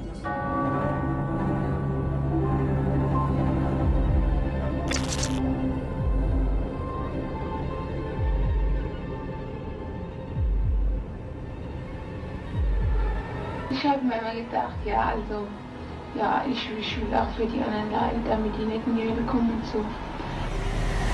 Jeez. Okay. Oh, let's go here. Let's go here.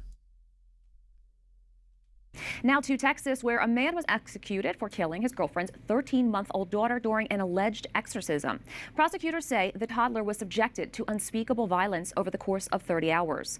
35-year-old Blaine Milam was convicted of the 2008 death in East Texas. In a final statement, Milam thanked the prison chaplaincy for opening his faith-based programs to death row inmates. The news underscores the dangers of trying to perform an exorcism without the proper guidance and training. For more, we turn to Monsignor Stephen Rossetti, head of the St. Michael Center for Spiritual Renewal and chief exorcist for the Archdiocese of Washington. Monsignor Rossetti, great to be with you. Veronica, it's my pleasure. So first, we do have a lot to discuss, including a recent gathering of exorcist priests in Rome. What is your take on a story that's making a lot of headlines out of Texas? What more do you know about that particular case?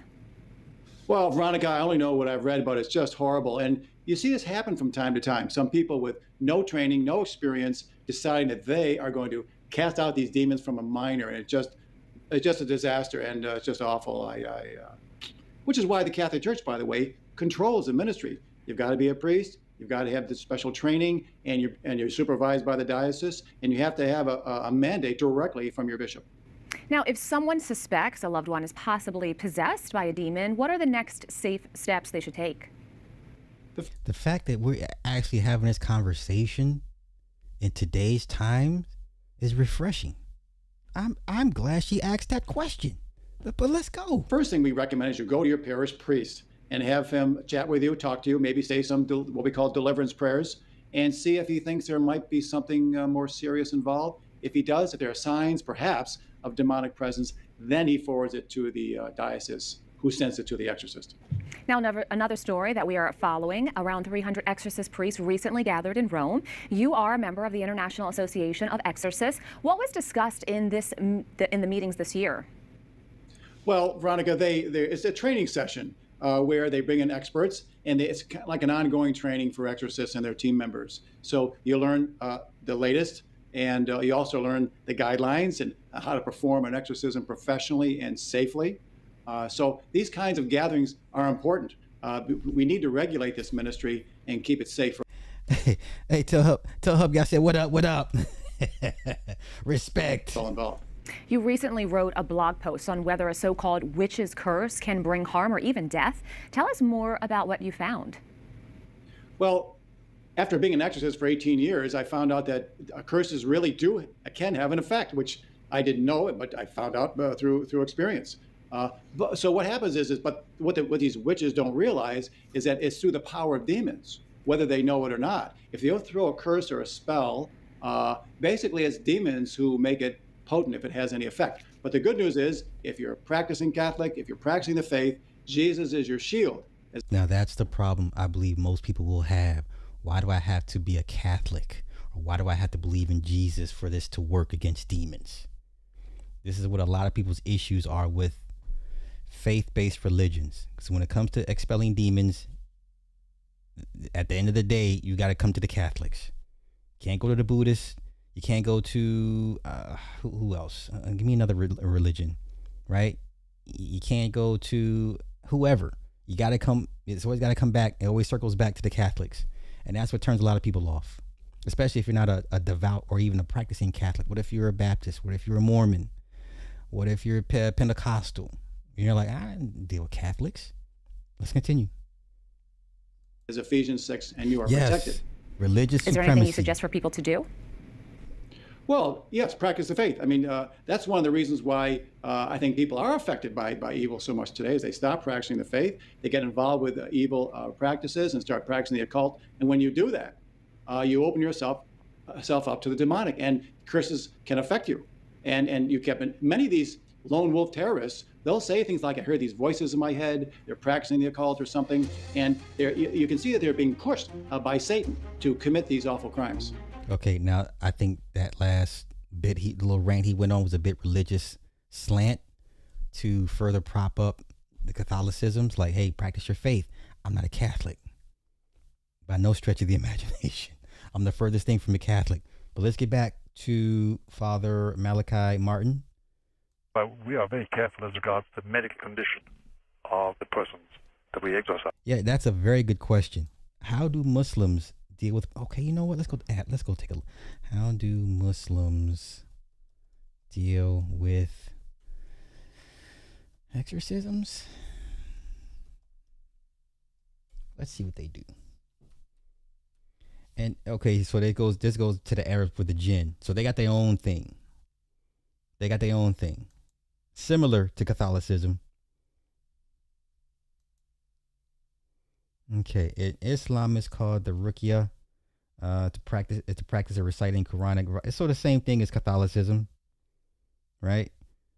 You cite the verses, supplications, seeking refuge in Allah to cure the spiritual or physical ailments, including the suspected possession by malevolent entities called jinn. Blah blah blah blah blah blah. Okay. Performed by Rockies.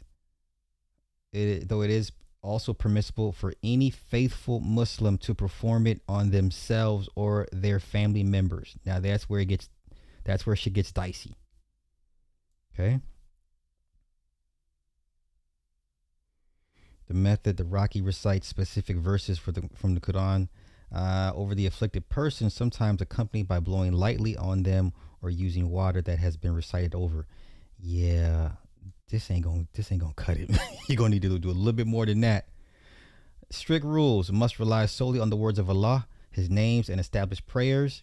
The recitations must be understandable language, avoiding mysterious incantations or magic. The healer must seek help only from Allah and not from the jinn themselves, saints, or any other entities. This could be problematic. Okay? Once again, all right. Catholic is king. I hate to say it, but, you know, right? When you go to get your house blessed, normally you're going to find a Catholic priest. You may find a Baptist priest, but 9 times out of 10, most people are they're going to the Catholics. Hey, man, I need my house blessed. Sir, let's go.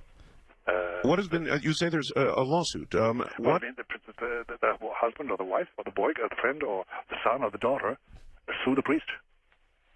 Sue the priest? Yeah. For having put their relatives through an experience that caused them to have a heart attack, caused them to have a coronary, whatever.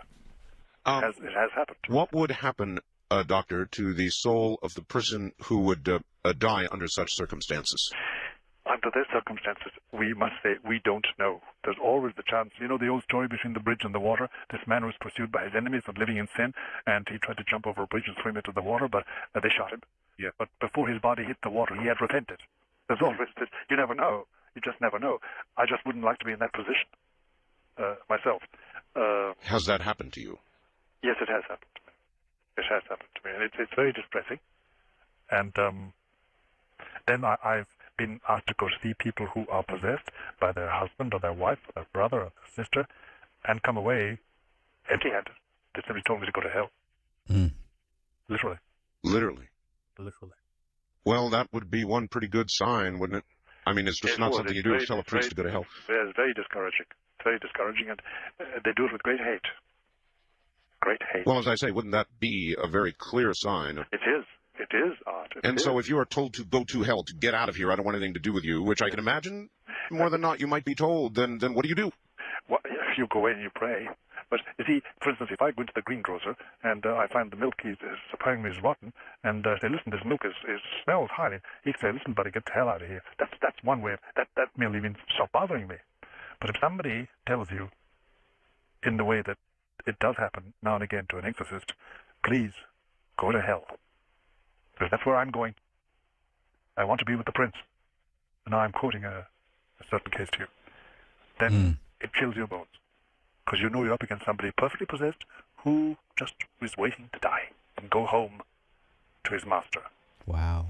Have you ever wondered, Doctor, about your own heart, about your own constitution going into one of these? Yes, I have. And my heart specialist has always warned me that there's a danger there. And I know there is. But you see, when you're over 70, you know, the amount of good you can do in this world is limited because you're no longer 20, 25, 30. And therefore, whatever good you can do, you do if you're wise. Because one day soon, I'm going to take the high jump. As we all shall. As we all shall. So, even today, if you encountered it, you would still do it? Oh, yes, I would. Oh, yes, I would. Because the commiseration, the human compassion, and the pity that the Holy Spirit puts in your heart impels you because they are miserable. And they make appeals to you, unless they're completely possessed. Doctor, hold tight, relax, sure. And I can use a moment of relaxation as well, and we'll be right back to you. My guest is Dr. Malachi Martin. Okay, so after he died, they besmirched his reputation, tried to say he was part of Mossad. A whole bunch. They say he slept with somebody's wife, like all types of shit. We're gonna get to his death in a minute. I just want to hear this last couple of minutes, and we're gonna get to his actual death, and then why he left the Vatican to begin with, which ties into the title. According to, rest in peace to Father Malachi, but Satanists have infiltrated the Vatican, which is why he left. Let's continue. This is CBZ. Well, all right, there are stations that are just joining us now. You have missed 2 very important hours, and it's going to be impossible to catch you up, but we'll try. Malachi Martin, my guest, is an ex-Jesuit, former exorcist for many, many years, and one-time advisor to 3 popes. He is now a best-selling author as a premier investigator of the clandestine politics and unlikely alliances of popes and cardinals.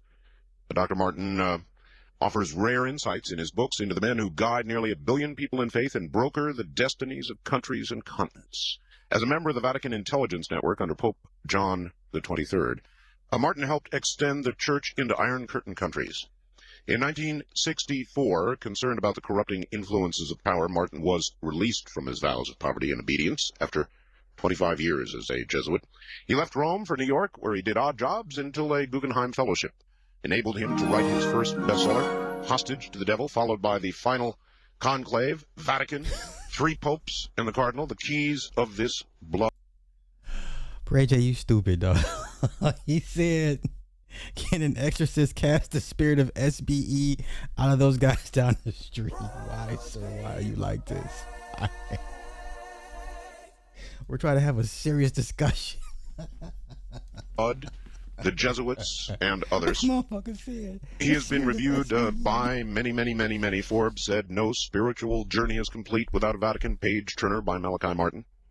Sacramento Bee said, it is to Martin's credit that his real-life fictional cardinals have flesh, bone, and blood, sometimes the heart of a South Chicago ward healer. The Dallas Morning News said in biblical times they would have called him a prophet. He just described in great detail what exorcisms are like. Doctor, are you there? How you've held up through great exorcisms. How are you holding up this morning? Very well indeed. I mean, this has been an exhilarating experience, Art. All right, I have a lady who would like to speak to you. She sent me a fax. I'm gonna leave you Doctor, here. and I'm gonna leave you here. Matter of fact, if you want to listen to this one, because he takes calls, but this one particular lady, she's a Jew, and she's like, I can't get down with the Jesus thing. Is there any way around? Oh, you know what? Let me play this call. This is perfect, because like I said, a lot of people have an issue with having to go to the Catholic faith to find a remedy for a demon. Okay, a lot of people don't want to ascribe to Jesus or ascribe to Christ. What if you're a Jew? You grew up believing, you read in the Torah and the Talmud that he was not a prophet, right? Or if you're a Muslim, you acknowledge, yeah, Jesus was cool, but I follow Allah, right? So let's listen to this phone call, because this lady is hella conflicted. I understand why she's getting angry towards the end of this call. Let's take a listen real quick. Called her. She sent me the following. Yeah. Art, please help me.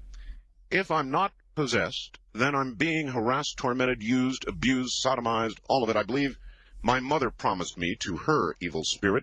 My family is an old American family. I converted to Judaism 30 years ago, and she sounded so much like somebody you described that I thought I would bring her on the air for a moment. Her name is Eva. Eva, are you there? Yes. You're on. My name is Eva. Eva, all right, Eva. I'm sorry, you're on the air with Dr. Martin. How do you do, Dr. Martin? Good morning, Eva. Can you hear me? Yes, very well. Yeah, thank you. Good. If you are in that condition, if you think you fulfill all those conditions in your life, you should apply to the local bishop, the bishop of the diocese in which you live. I don't know what that diocese is, and I don't need to know. San Francisco diocese. San Francisco, yeah. Well, there may be a difficulty there because yeah. a lot of the clergy in San Francisco have given up any belief in the existence of evil, above all in the existence of evil spirits, and I wouldn't at all be surprised if the Archbishop of San Francisco is among those. Yes. I do not know, Eva. I don't work. I love San Francisco. I've been there several times in my life. I'd love to live there. Don't bother. I don't choose to be here. I know. I know. Well, that's what happens with most of us. Our place of living is imposed on us. But in any case, you have to apply to the local bishop for an exorcist. Now, you say that a person who is truly possessed is aware of it and has made a deal. Well, put it like this, yes. With conditions and restrictions, that's true of anybody who's possessed, partially possessed. Is it a straightforward deal? What's that? Is it a straightforward deal? No, it's never straightforward. Never straightforward. No. So, like I said, this is 30 years ago, but what she should have done is got the information from either her mother or whatever coven her mother was in to know what demon that she was pawned off under, right? Remember, like I said, I hate to use movies as a reference, but remember in Hereditary, the mother's friends were letting her know, hey, you know, your mom is part of this coven thing we got going on. You do know this, right? And they're trying to get her up to speed about what her mother was into and what they required from her son, because she had no clue. So what she should have done. This is like for some of y'all find out when your daddy died, your granddaddy died, you find out he was a master mason, some shit. You know what I'm saying? It's like, I didn't know. It's okay, but what you need to do is go through that shit and learn what deals he done made, or learn what deals your grandfather made, and or learn what is owed out of your bloodline or your family to somebody else or to something else. The moment you find out your uncle, your papa, somebody was down with some clan, some group, you better do your research, because there's a debt to be paid. And there's a reason why they kept it from you. I could be wrong. Okay? But if your parents ain't brought you into the fold and got you up to speed about, hey, this is what I'm into, this is what we do, this is what, down the road they ask these things of you, right? I'm just saying. Let's continue. Never straightforward. You're always at the heel of the hunt in the matter, but you think it's straightforward, but it isn't. Oh no. What I mean is what I'm trying to figure out. Yes. In a way, speaking with you is a dream come true. And it's also a bit. Thank you very much for saying that. A bit of a nightmare. I know, Eva. Well, apart from anything else, I promise you that when I say Mass this morning, which I shall after this broadcast, I'll give you a first intention in that Mass. There was a time when I would have just laughed at that, but I know. I have tremendous respect for it now. You've acquired wisdom. My concern is for my grown married children. Oh boy. And my grandchildren. I'm afraid to people that I become attached to or involved with, and that does include my family. Yes. Bad things happen. And I'm really afraid to be around people. I'm thinking of a few deaths in particular, and I know. Stuff happens. Eva, I know exactly what you're talking about. I know exactly what you're talking about, and my heart goes out to you. It really does. What can she do, Doctor? She must find a good priest. Doctor, I would like to ask you a question. Sure. One other time, I was listening to a talk radio program, and a woman was on who all you had to do was call up and say your name and your age or something, and she would sense these stuff about you. And I called. No, you hear what you hear is confliction and fear and the stark realization of what her family is into. All these kids that grow up well-to-do and never had a concern or care, and then some of them become adults and they realize what their parents and grandparents had to do to get their hands dirty to make sure your life was pretty much worry-free, and there's a debt to be paid for that. There's a debt owed, and you don't want to be the person that owes that debt. And then when you realize, it's like, oh my God, so not me, then my kids or my grandkids or my great grandkids. Like, no parent wants that on their kids like that. So what you hear is genuine fear for this woman, and she's conflicted. Like I said, she 30 years ago she converted to Judaism, so now she's like, well, shit, I got to get down with this Jesus thing. I can't do that. Let's go. And I gave my name and my age and so on. And she said, there's a very strong presence of a man who's been with you for about 10 years, and you really need to do something about that. And was it accurate? Yeah. It was accurate. Yes, and I didn't follow it up. It's really taken me close to a year to be comfortable with actually saying that. I know, Eva. I would be chary, if I were you, of any freelancer in this whole matter. No, I'm too terribly serious.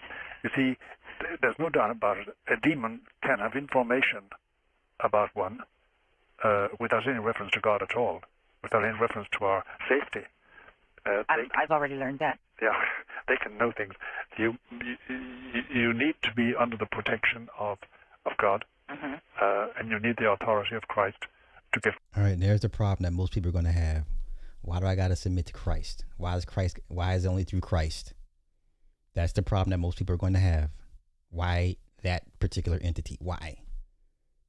Rid of any harassing or obsessing angel in your life, because you don't sound as if you're possessed, but you do sound harassed. Yes, sir. And obsessed. Yes, sir. And that's the commonest form of demonic activity today. Now, explain this to me. I, at one time, was even fairly unfriendly about the Catholic Church, but there's been so much movement now that you'd have to decide to there are so many factions. Yes, of course. Which is good to my point of view. Yes. You say, give myself up to the authority of Christ. Yes. Through an exorcist. That doesn't mean to accept Christ as a savior. It just means to acknowledge the authority that Christ would have in this matter. You hear that, right? That's a Jew woman talking. Like, what? Because in her mind, she hears submit to Christ, and they don't recognize Christ as the savior.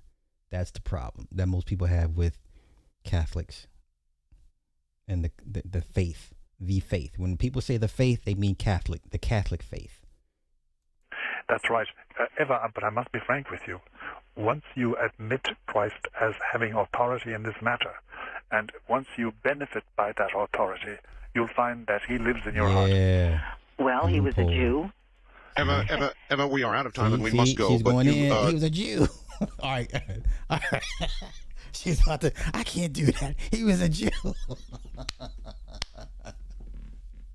This is 30 years old. This is a 30-year-old interview, y'all. Okay. Now let's get to the reasons why he left the Vatican and then his very suspicious death. Rest in peace to Art Bell. I mean, his stuff, he's got classic stuff, man. I mean, you can never run out of Art Bell stuff. Where's that other? Okay. How long is this one? Oh, that's 55.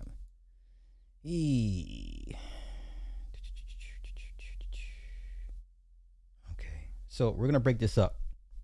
We're going to do the intro. We're going to get to why he left the Vatican.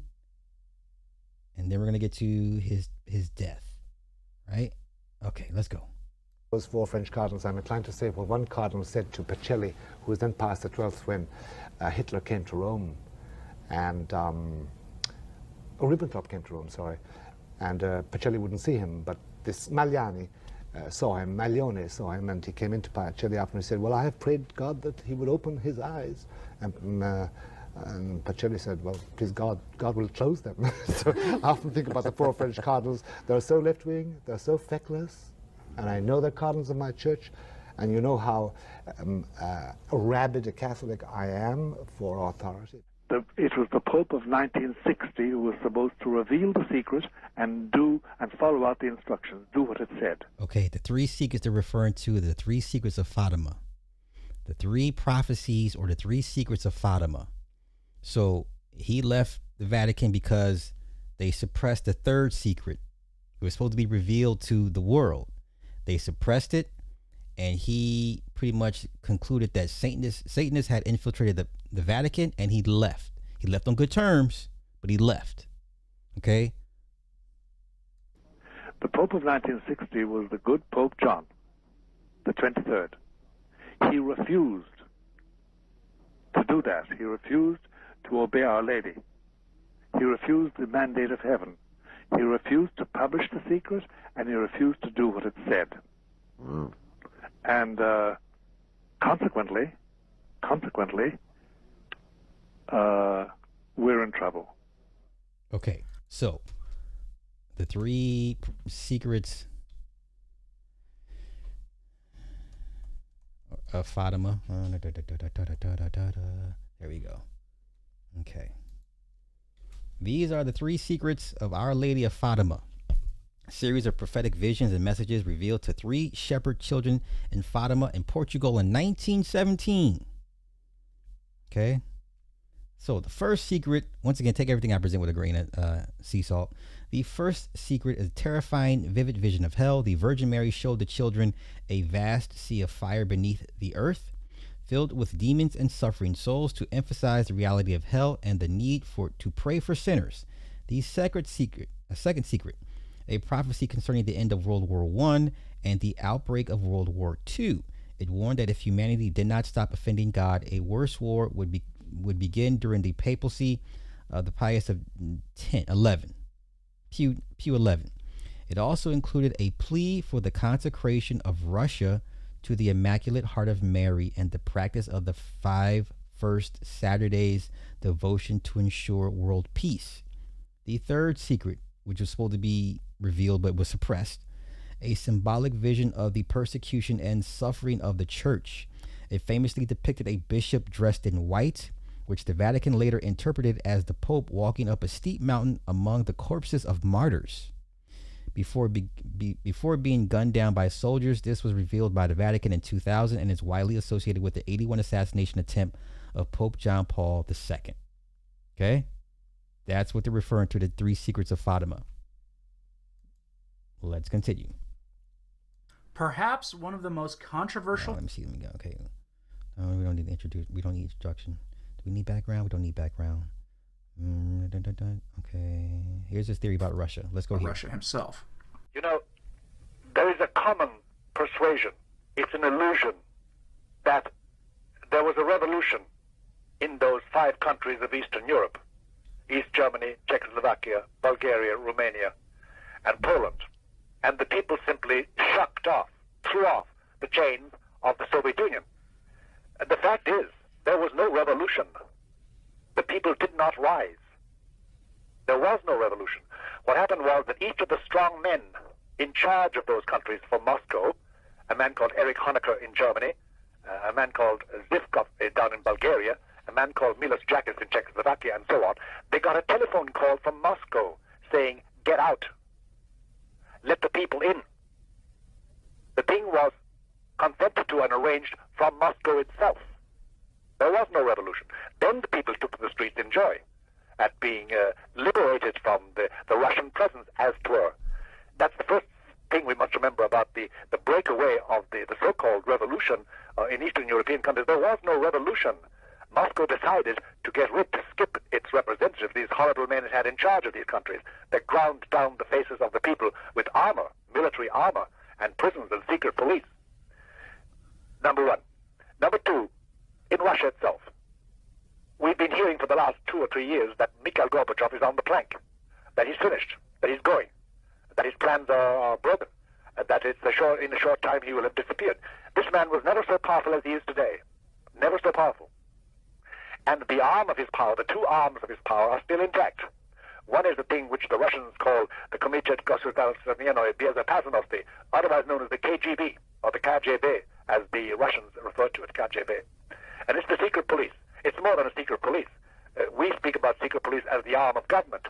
The KGB, or the KGB, is the government, and is the government which Mr. Gorbachev now presides over, of the reformed Soviet Union. Okay, Gorbachev, that was during Reagan. So Mikhail, how old was this? Mikhail Gorbachev. So this was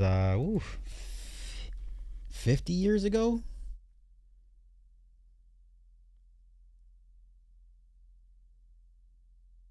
In 85, that was the Cold War.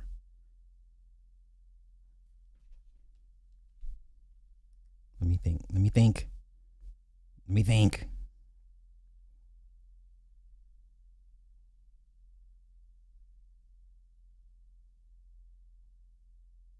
Nope. I did that wrong. That was 41 years ago. Okay, let's continue. 41 years ago. Different setup from what our media tell us and from what popular commentators have given us as the view of facts. It's a different situation. The 2 arms he has, therefore, are the KGB, and secondly, the huge missilery of the Soviet Union. Now, Mr. Gorbachev has made it impossible for us to say no, because he has gone to the West. He had 2 stages in his plans. First of all, the stage was to come and be seen. He actually wore trousers with a crease in it, and he had a wife, Raisa, beside him, dressed in a very, very fashionable way. And she charmed the West as a very cultured lady, and she is indeed. She lectures at Moscow University. She's very versatile, and she's multilingual, and she's a convinced Marxist, as indeed Mr. Gorbachev was and still is. The first thing was to make himself known, become the glad boy of the West, and he did. You remember, if you read the papers and saw the television, it was Gorby, Gorby, Gorby, whether he was pressing flesh in San Francisco, or Washington, or Chicago, or Detroit, or Paris, or London, or Rome. His popularity soared. He was considered to be the man who opened up the Soviet Union. And the picture he presented of the Soviet Union was that, well, you fellows in the West, you originally thought that we were just a big, ugly, stinking bear with claws, ready to kill you. Well, now we're just a little cuddly teddy bear who needs his diapers changed and he's hungry, so help us. This was the message given in the first stage. The second stage was more difficult for him because it meant that he had to make himself accepted as a member of the West, as an inherent member of the market, the Western market system of America and Europe, which had achieved such economic powers in the 40 years during which the Soviet Union went down economically but up militarily. Okay. Spot on. So now let's go here. Is this about the Vatican? Let me see. I want to get to why he left the Vatican. It's coming. Yeah. Certainly, Martin wouldn't be surprised in the slightest about Russia's aggression against the Ukraine or... Nope. Okay, that's not it. The Quickening, we've heard that. The Great Awakening, we've heard that. The Controversy. Okay, let's go here. So in short, what do we know about him as a writer? Without spoiling the video that I plan to do in the near future on his specific claims about the state of the church today, we can understand Father Martin as a writer who used his skills to expose the truth as he understood it, with an eye towards that great awakening he saw coming. Is that great awakening coming still? Perhaps. As I've said, there is a general sense that something big is coming, and that events are unfolding towards that happening. And we all pretty much agree that 2030 is that year, okay? 2030 is the year of whatever they got coming down the pipe. It's coming, and it's going to be big. So no one's debating 2030. Now let's go to Pope John Paul II. Great. Why is it that these three popes, the last three popes, refused? And when John Paul II was asked to now consecrate Russia, no, all he could do was kneel in St. Peter's Square, and in the middle of a consecration of the human race, the Immaculate Heart of Mary, he said, and also we consecrate to her care the people who are awaiting their consecration to her Immaculate Heart. What sort of gobbledygook is that? For me, that's gobbledygook, and disgusts me on John Paul II's lips. He's supposedly a knight of the Immaculate Queen. He's supposedly a member of Maximilian Kolbe's group of knights fighting, and he wouldn't do this. One of the assertions of his being a sedevacantist comes from this photograph, which will segue us into the next controversy. Shown there are several sedevacantist bishops, men who had broken from Rome after the Second Vatican Council, over perceived heresies promoted by Rome in the post-conciliar era. Martin made pretty clear in the latter years of his life, a point Michael Matt at the Remnant also made recently, specifically that the enemies of the Church and our enemies as traditional Catholics are not people in the SSPX, the FSSP, sedevacantists, or even traditionally minded Catholics in diocesan Novus Ordo Missae parishes, nor are Catholics who earnestly and honestly seek the truth of the faith and answers in the present crisis who attend the new Mass as enemies of the Church. The innovators, the usurpers, the modernists are the enemy. Satan is the enemy. It's clear that Martin shared this opinion himself, as his numerous interviews attest. Plus, he worked with the institutional church as an exorcist and hearing confessions until his health became too much of an issue to continue that work, which sedevacantists aren't known to do. But let's turn to that picture again. Another controversy is this. Was Malachi Martin secretly ordained a bishop?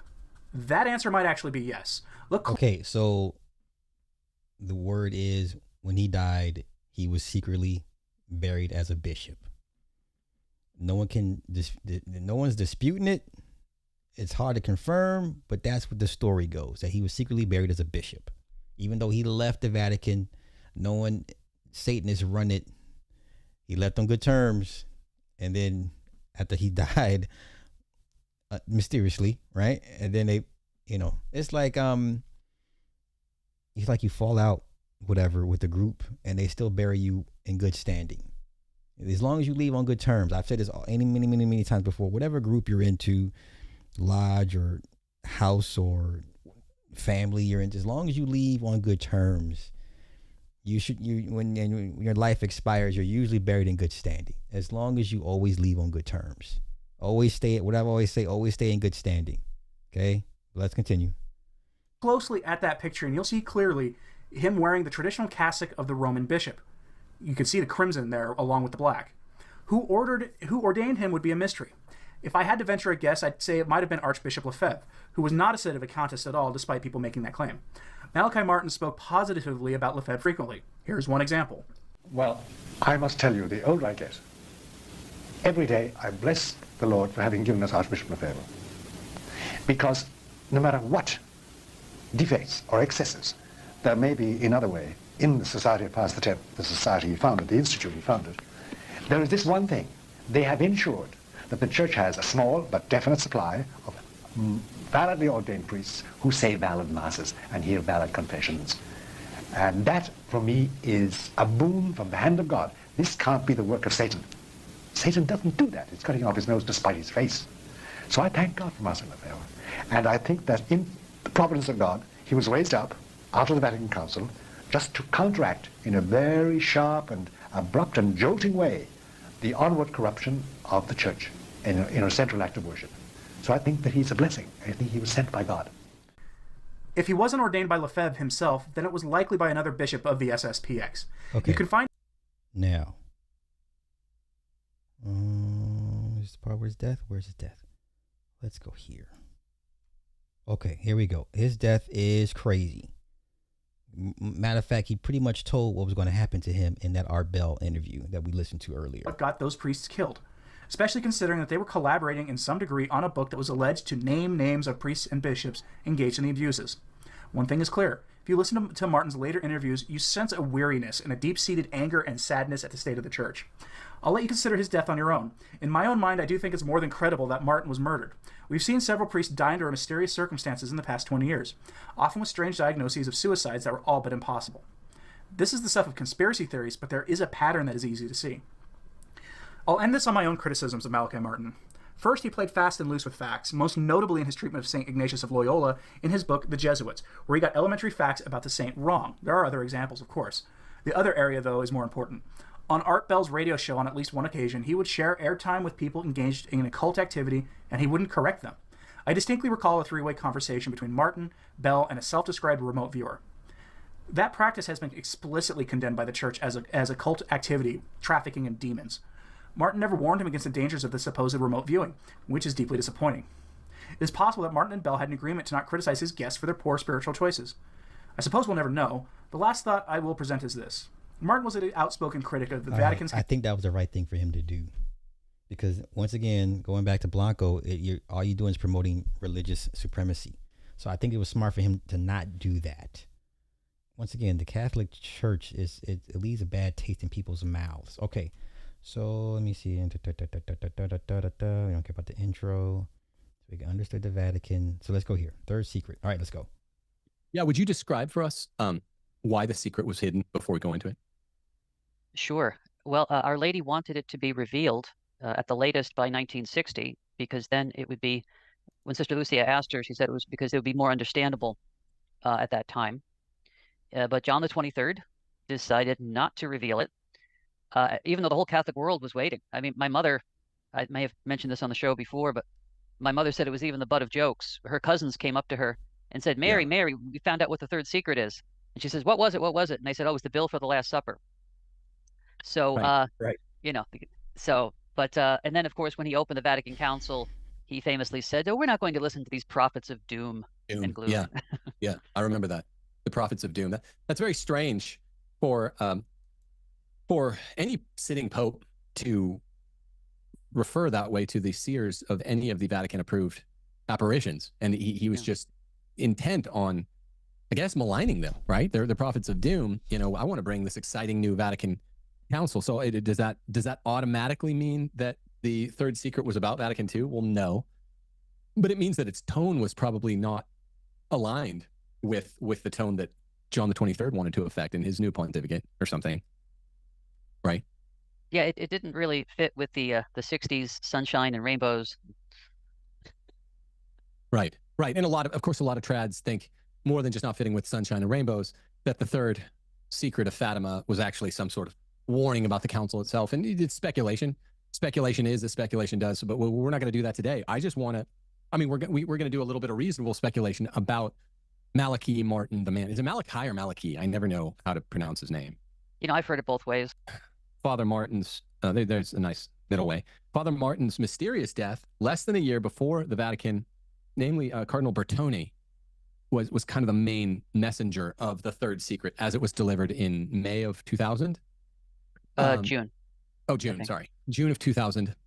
They finally delivered it, at least half the secret, and it was really this Cardinal Bertone who has a whole long, interesting story with regard to the Fatima secret itself. He was the main one. It wasn't Ratzinger, who was the CDF at the time, who you'd expect to present it.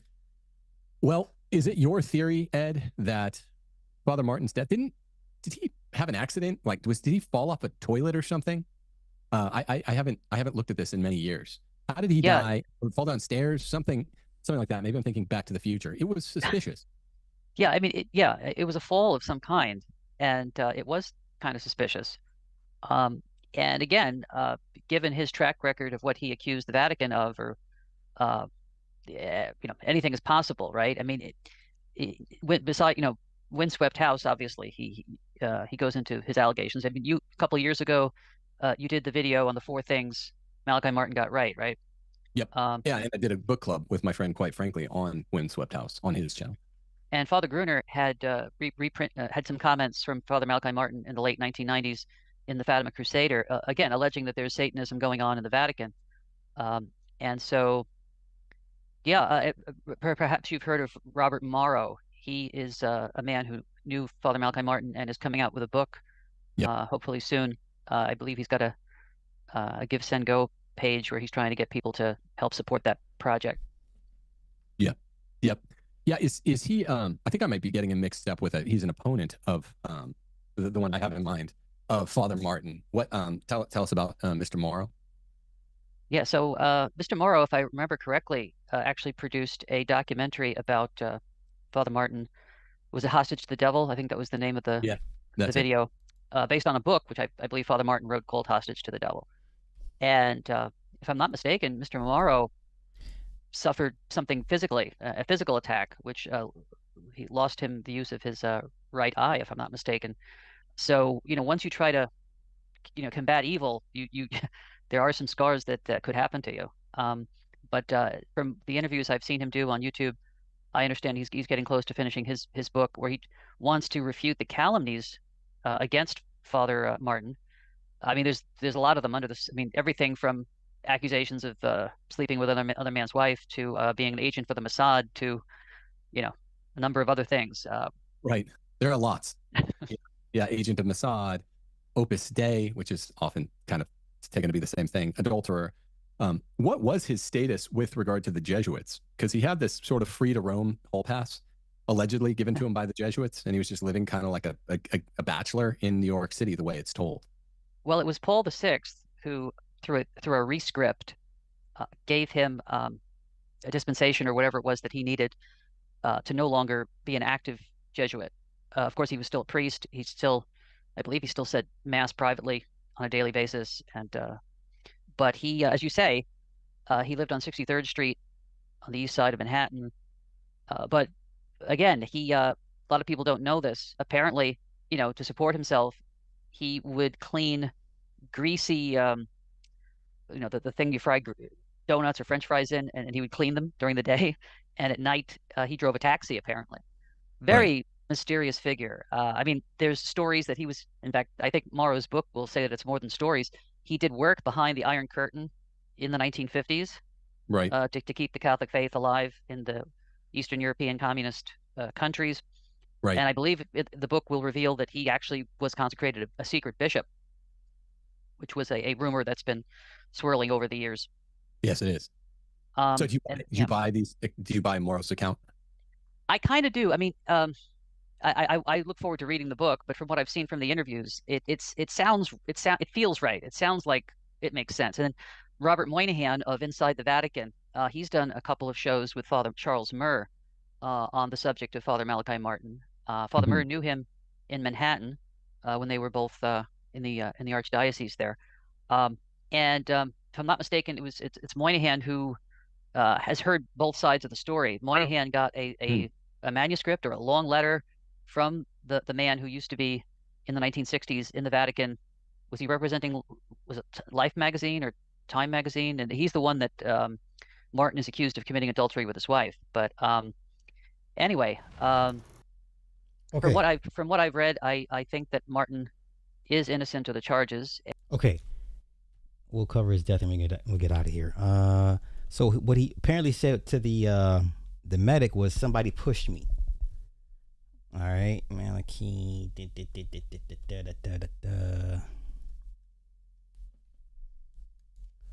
Now, he didn't die from the fall. He died from intracerebral hemorrhage caused by a severe fall in his apartment. Okay?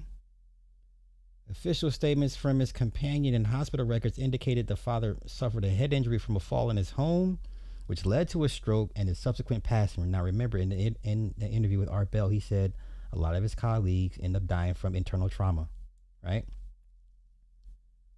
Okay. 2016 Netflix documentary, close friend and former CIA agent Robert Merrill claimed that Martin told him he had been pushed off a stool by an unseen demonic force prior to his death. Ooh, let's go check it out.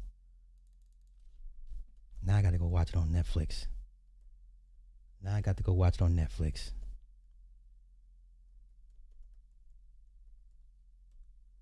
Now I got to go watch it. Slow as That Life. Okay, so about Malachi Martin. Okay. Now I got to go watch it.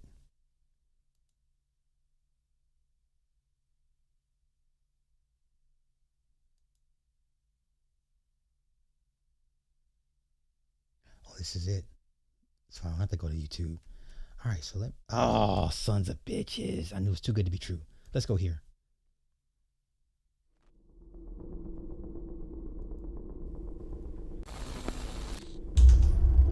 The truth is, whether we like it or not, the devil does exist. He can influence, and he does influence. Exorcism then is a healing, and it's a very horrid healing, but it does heal. Because inside they're living hell. Anybody who exposes a devil is in danger. The word of God is the truth. The devil does not want people hearing the word of God. Satan is having his last stand.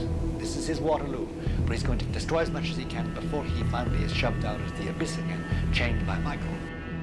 We did not talk an awful lot about his exorcisms, except the last one. I kept asking him not to do it. I still believe that Malachi was the target, and not that little girl. She was the bait.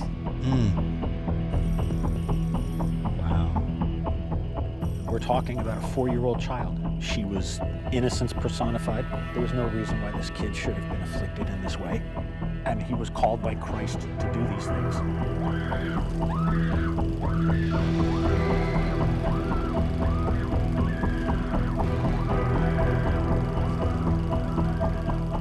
He was a great mythomaniac. He was just a liar and a scoundrel and a cheat.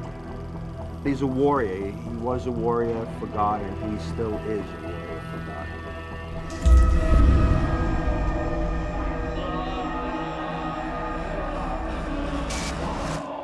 Okay, I'm going to have to check that out. The more time passes, the more Father Malachi is proven correct.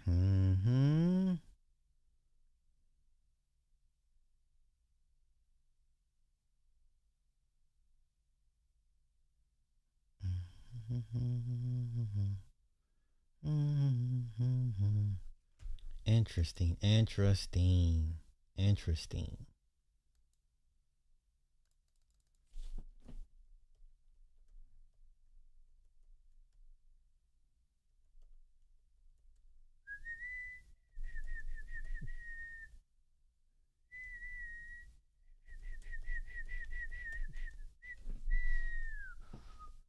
Romero.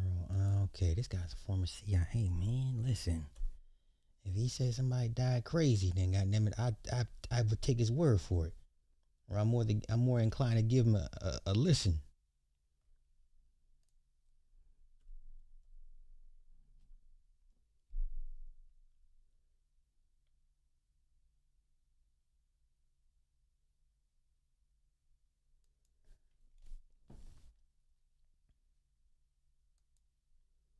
Okay, this back in 2017, exorcist priest died after possessed child spoke to him. Oh boy. I'll get out of here. And you get out of here. Okay, possessed child is believed to be the culprit behind the death of an Irish priest who inspired the exorcist was based off of him. Yeah, he was the inspiration for that movie. Okay. Malachi Martin went to perform an exorcism on a 4-year-old girl in Connecticut in 1999, but mysteriously died soon after when he was pushed by an invisible force.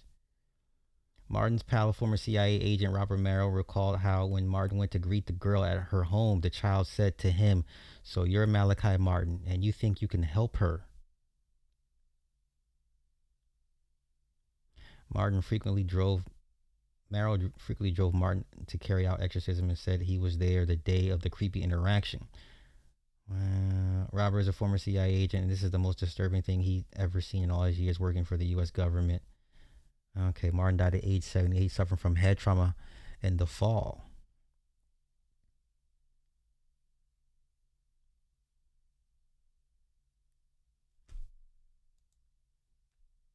That's crazy. Yeah, this is the guy that is the inspiration for The Exorcist. Huh. Okay. That's all I got. That's pretty much what I wanted to talk about today. Yeah, let me see. Y'all said in the poll, I asked, is Catholicism the best way to fight demons? 82% of y'all said no. Okay. Okay. Religion supremacy.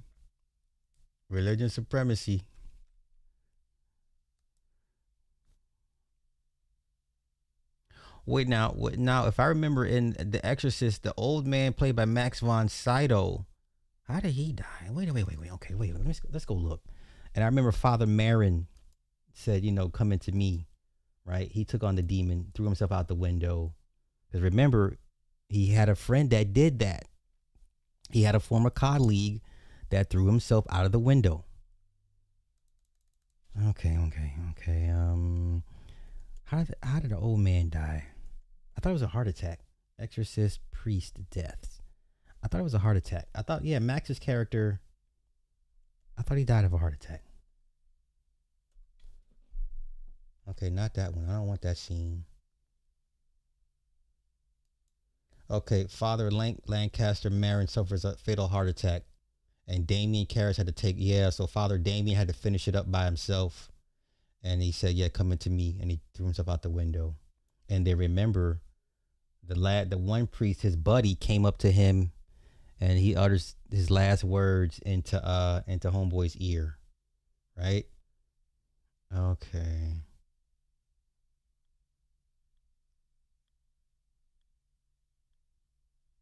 Okay, so the real life inspiration for the case was led by Father William Bowdern. Okay. And then the Vatican's chief exorcist, Father Gabriel Amorth, he inspired the 2023 film, The Pope's Exorcist. This is with Russell Crowe. Very good movie, by the way. This was a very, very good movie. The demon basically set up the Pope. He lured him in. So very much what they're claiming with the little girl, that the girl wasn't the target. It was always Malachi. Same premise with this movie here. The Pope, his exorcist, his guy was always the target, not the person being possessed. Very, very good movie. Very good movie. Former Jesuit. Okay, he died from a stroke and subsequent fall in his apartment.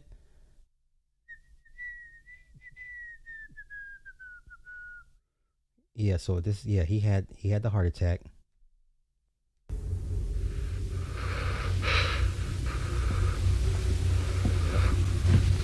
He was laughing, right? I believe the demon starts laughing as he's trying to do CPR.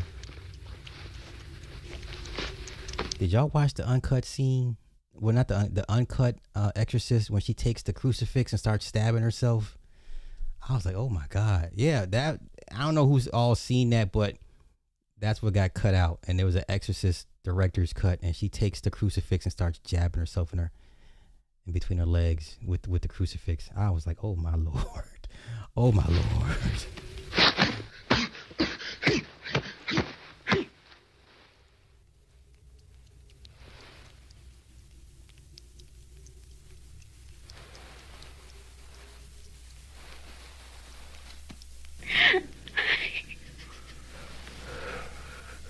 You son of a bitch!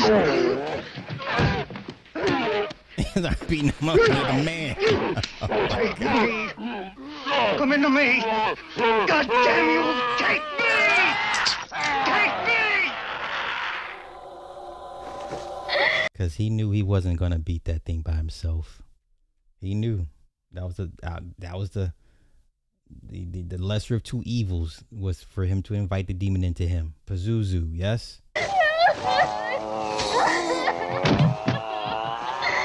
Yeah, and then you saw the father's image briefly for a split second in the mirror in the window.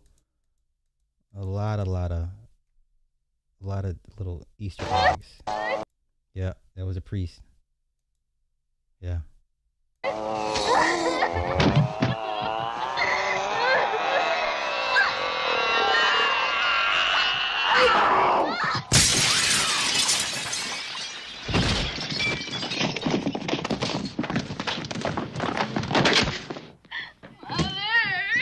Okay, and then what did his buddy say? And his friend went up to him right before he died.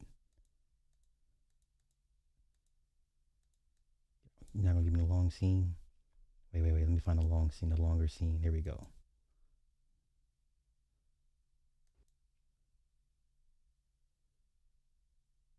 He walked in. There we go. Here we go.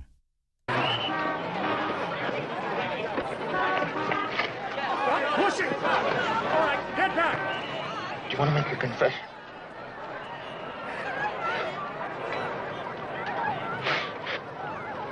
Are you sorry for having offended God and for all the sins of your past life?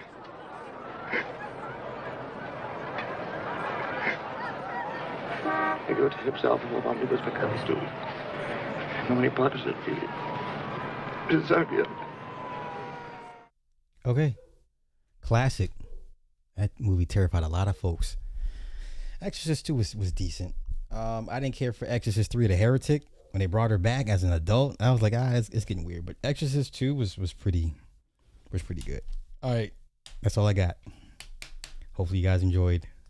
Tomorrow, I promise tomorrow we'll get the House of Dragon. We had no power this week. No Canaan. Raising Canaan. That's next week. They took a break. I seen the trailer for Power Origins. Come on, man. Okay, let me come on. All you Power sycophants that don't know good writing. Now we're gonna switch to some urban stuff briefly for like 2 seconds. 2 effing seconds. Once again, so you give us 5 years of Raising Canaan just to introduce Tommy and Ghost. Because that's what's going to happen. So you can't kill Breeze. Hear me out. You can't kill Breeze in the series finale. Like there's no more. This is the end. This is the final season of Raising Canaan. So you can't kill Canaan. I mean, you can't kill Breeze. Right? So you gave us 4 years, and the big payoff is a young Tommy and a young Ghost to lead into another series. Now, don't get me wrong, business hat, that's very smart. That's how you keep your fan base, your demographics in a consistent loop. Never give no real big payoffs at the end of the series and introduce another series with the same group of characters. Don't give them no real emotional growth, no real character growth, no real story growth. Just keep them kind of at a capped, right? So we got 4 years of Raising Canaan only for them to going to introduce young Tommy and Ghost to lead into Power Origins. And then you'll go into how many years seasons are going to drag it out, 3 or 4 seasons to see Breeze get killed, to see Jukebox go left, to see Kanan get set up by Tasha and Ghost, and he do 10 years in prison. So how many seasons are you going to drag this out for?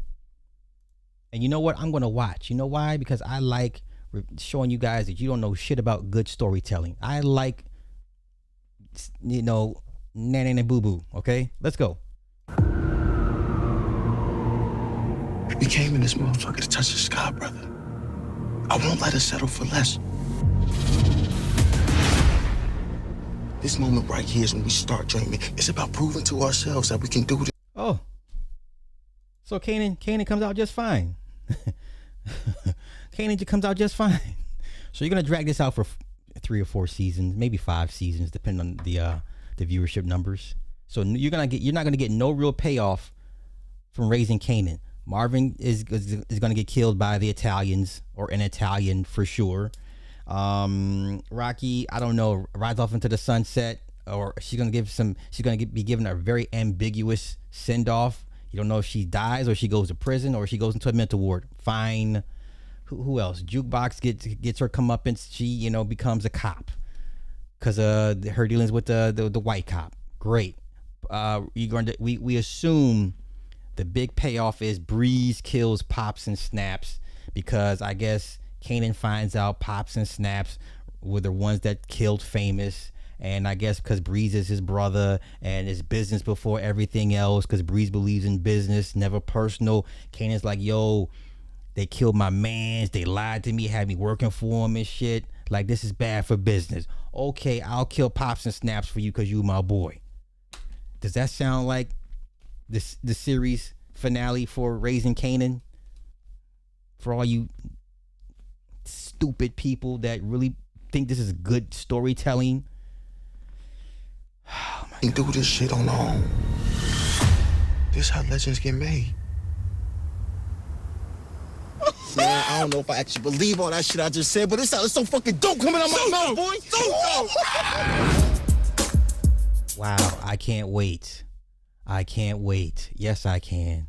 Oh, what you say? Another Power Legacy with Tariq and Jesus, man. Okay. I get it, man. Hey, keep your fan base hooked on a perpetual loop of mediocre storytelling and big ass plot holes and just characters with no real growth, no real depth to them. You still somebody explain to me why Kanan decided to be a drug dealer. Once again, you guys, whatever, Power more than I do. Give me Kanan's motivation again for wanting to be a drug dealer. What was the motivation? What was the precipice, the breaking point for this rich kid? Because he grew up a rich kid. I want to sell dope like my mother. I want to sell dope like my mother and my uncles Lou and Marvin. All great villains have what? Great motivations. All of the great villains have great motivations.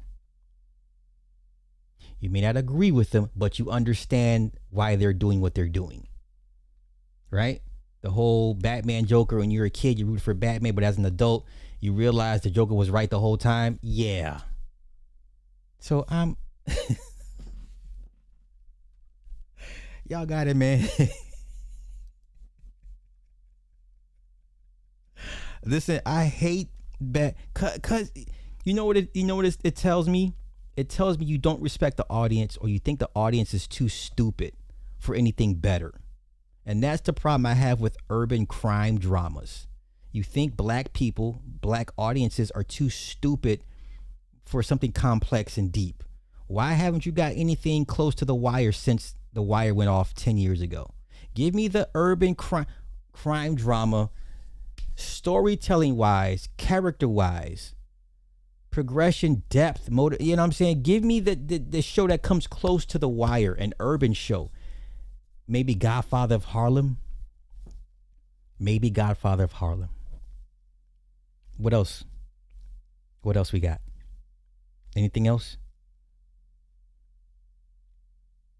Don't tell me Greenleaf. Greenleaf is trash. Some of y'all gonna be like, Greenleaf? No. There's another. Tyler Perry has a bunch of urban crime family dramas. It's cute, but stop. Once again, the problem I have with urban crime dramas is you don't think the audience is smart enough to appreciate good storytelling. They think black audiences are dumb. I hate to say it, right? Okay. All right, I'm out of here for real. For real. So thank y'all for coming through. Tomorrow, I will go see the Odyssey. We will discuss the Odyssey. And then, yeah, we'll do the Hitler thing. So, and you know what? And I respect Tyler. He stays in his lane. You get what you get out of Tyler Perry. No one expects anything more or anything less from Tyler Perry. Tyler Perry knows his lane, his niche, his audience. He knows his audience are a bunch of Jesus freaks, Bible thumpers that at night watch porn. Okay? Tyler Perry understands his audience goes to church on Sunday and engage in gangbangs and threesomes on Saturday. He knows his audience. That's perfect. That's what you're supposed to do. Cater to your audience. That's it. That's all. Okay? Power caters to a bunch of 40, 50-year-old hip-hop cats that want to relive their youth and, I'm never too old to grow up. You know what I'm saying? Yeah. Okay. All right, nigga. I'm out here. Y'all enjoy the rest of y'all day.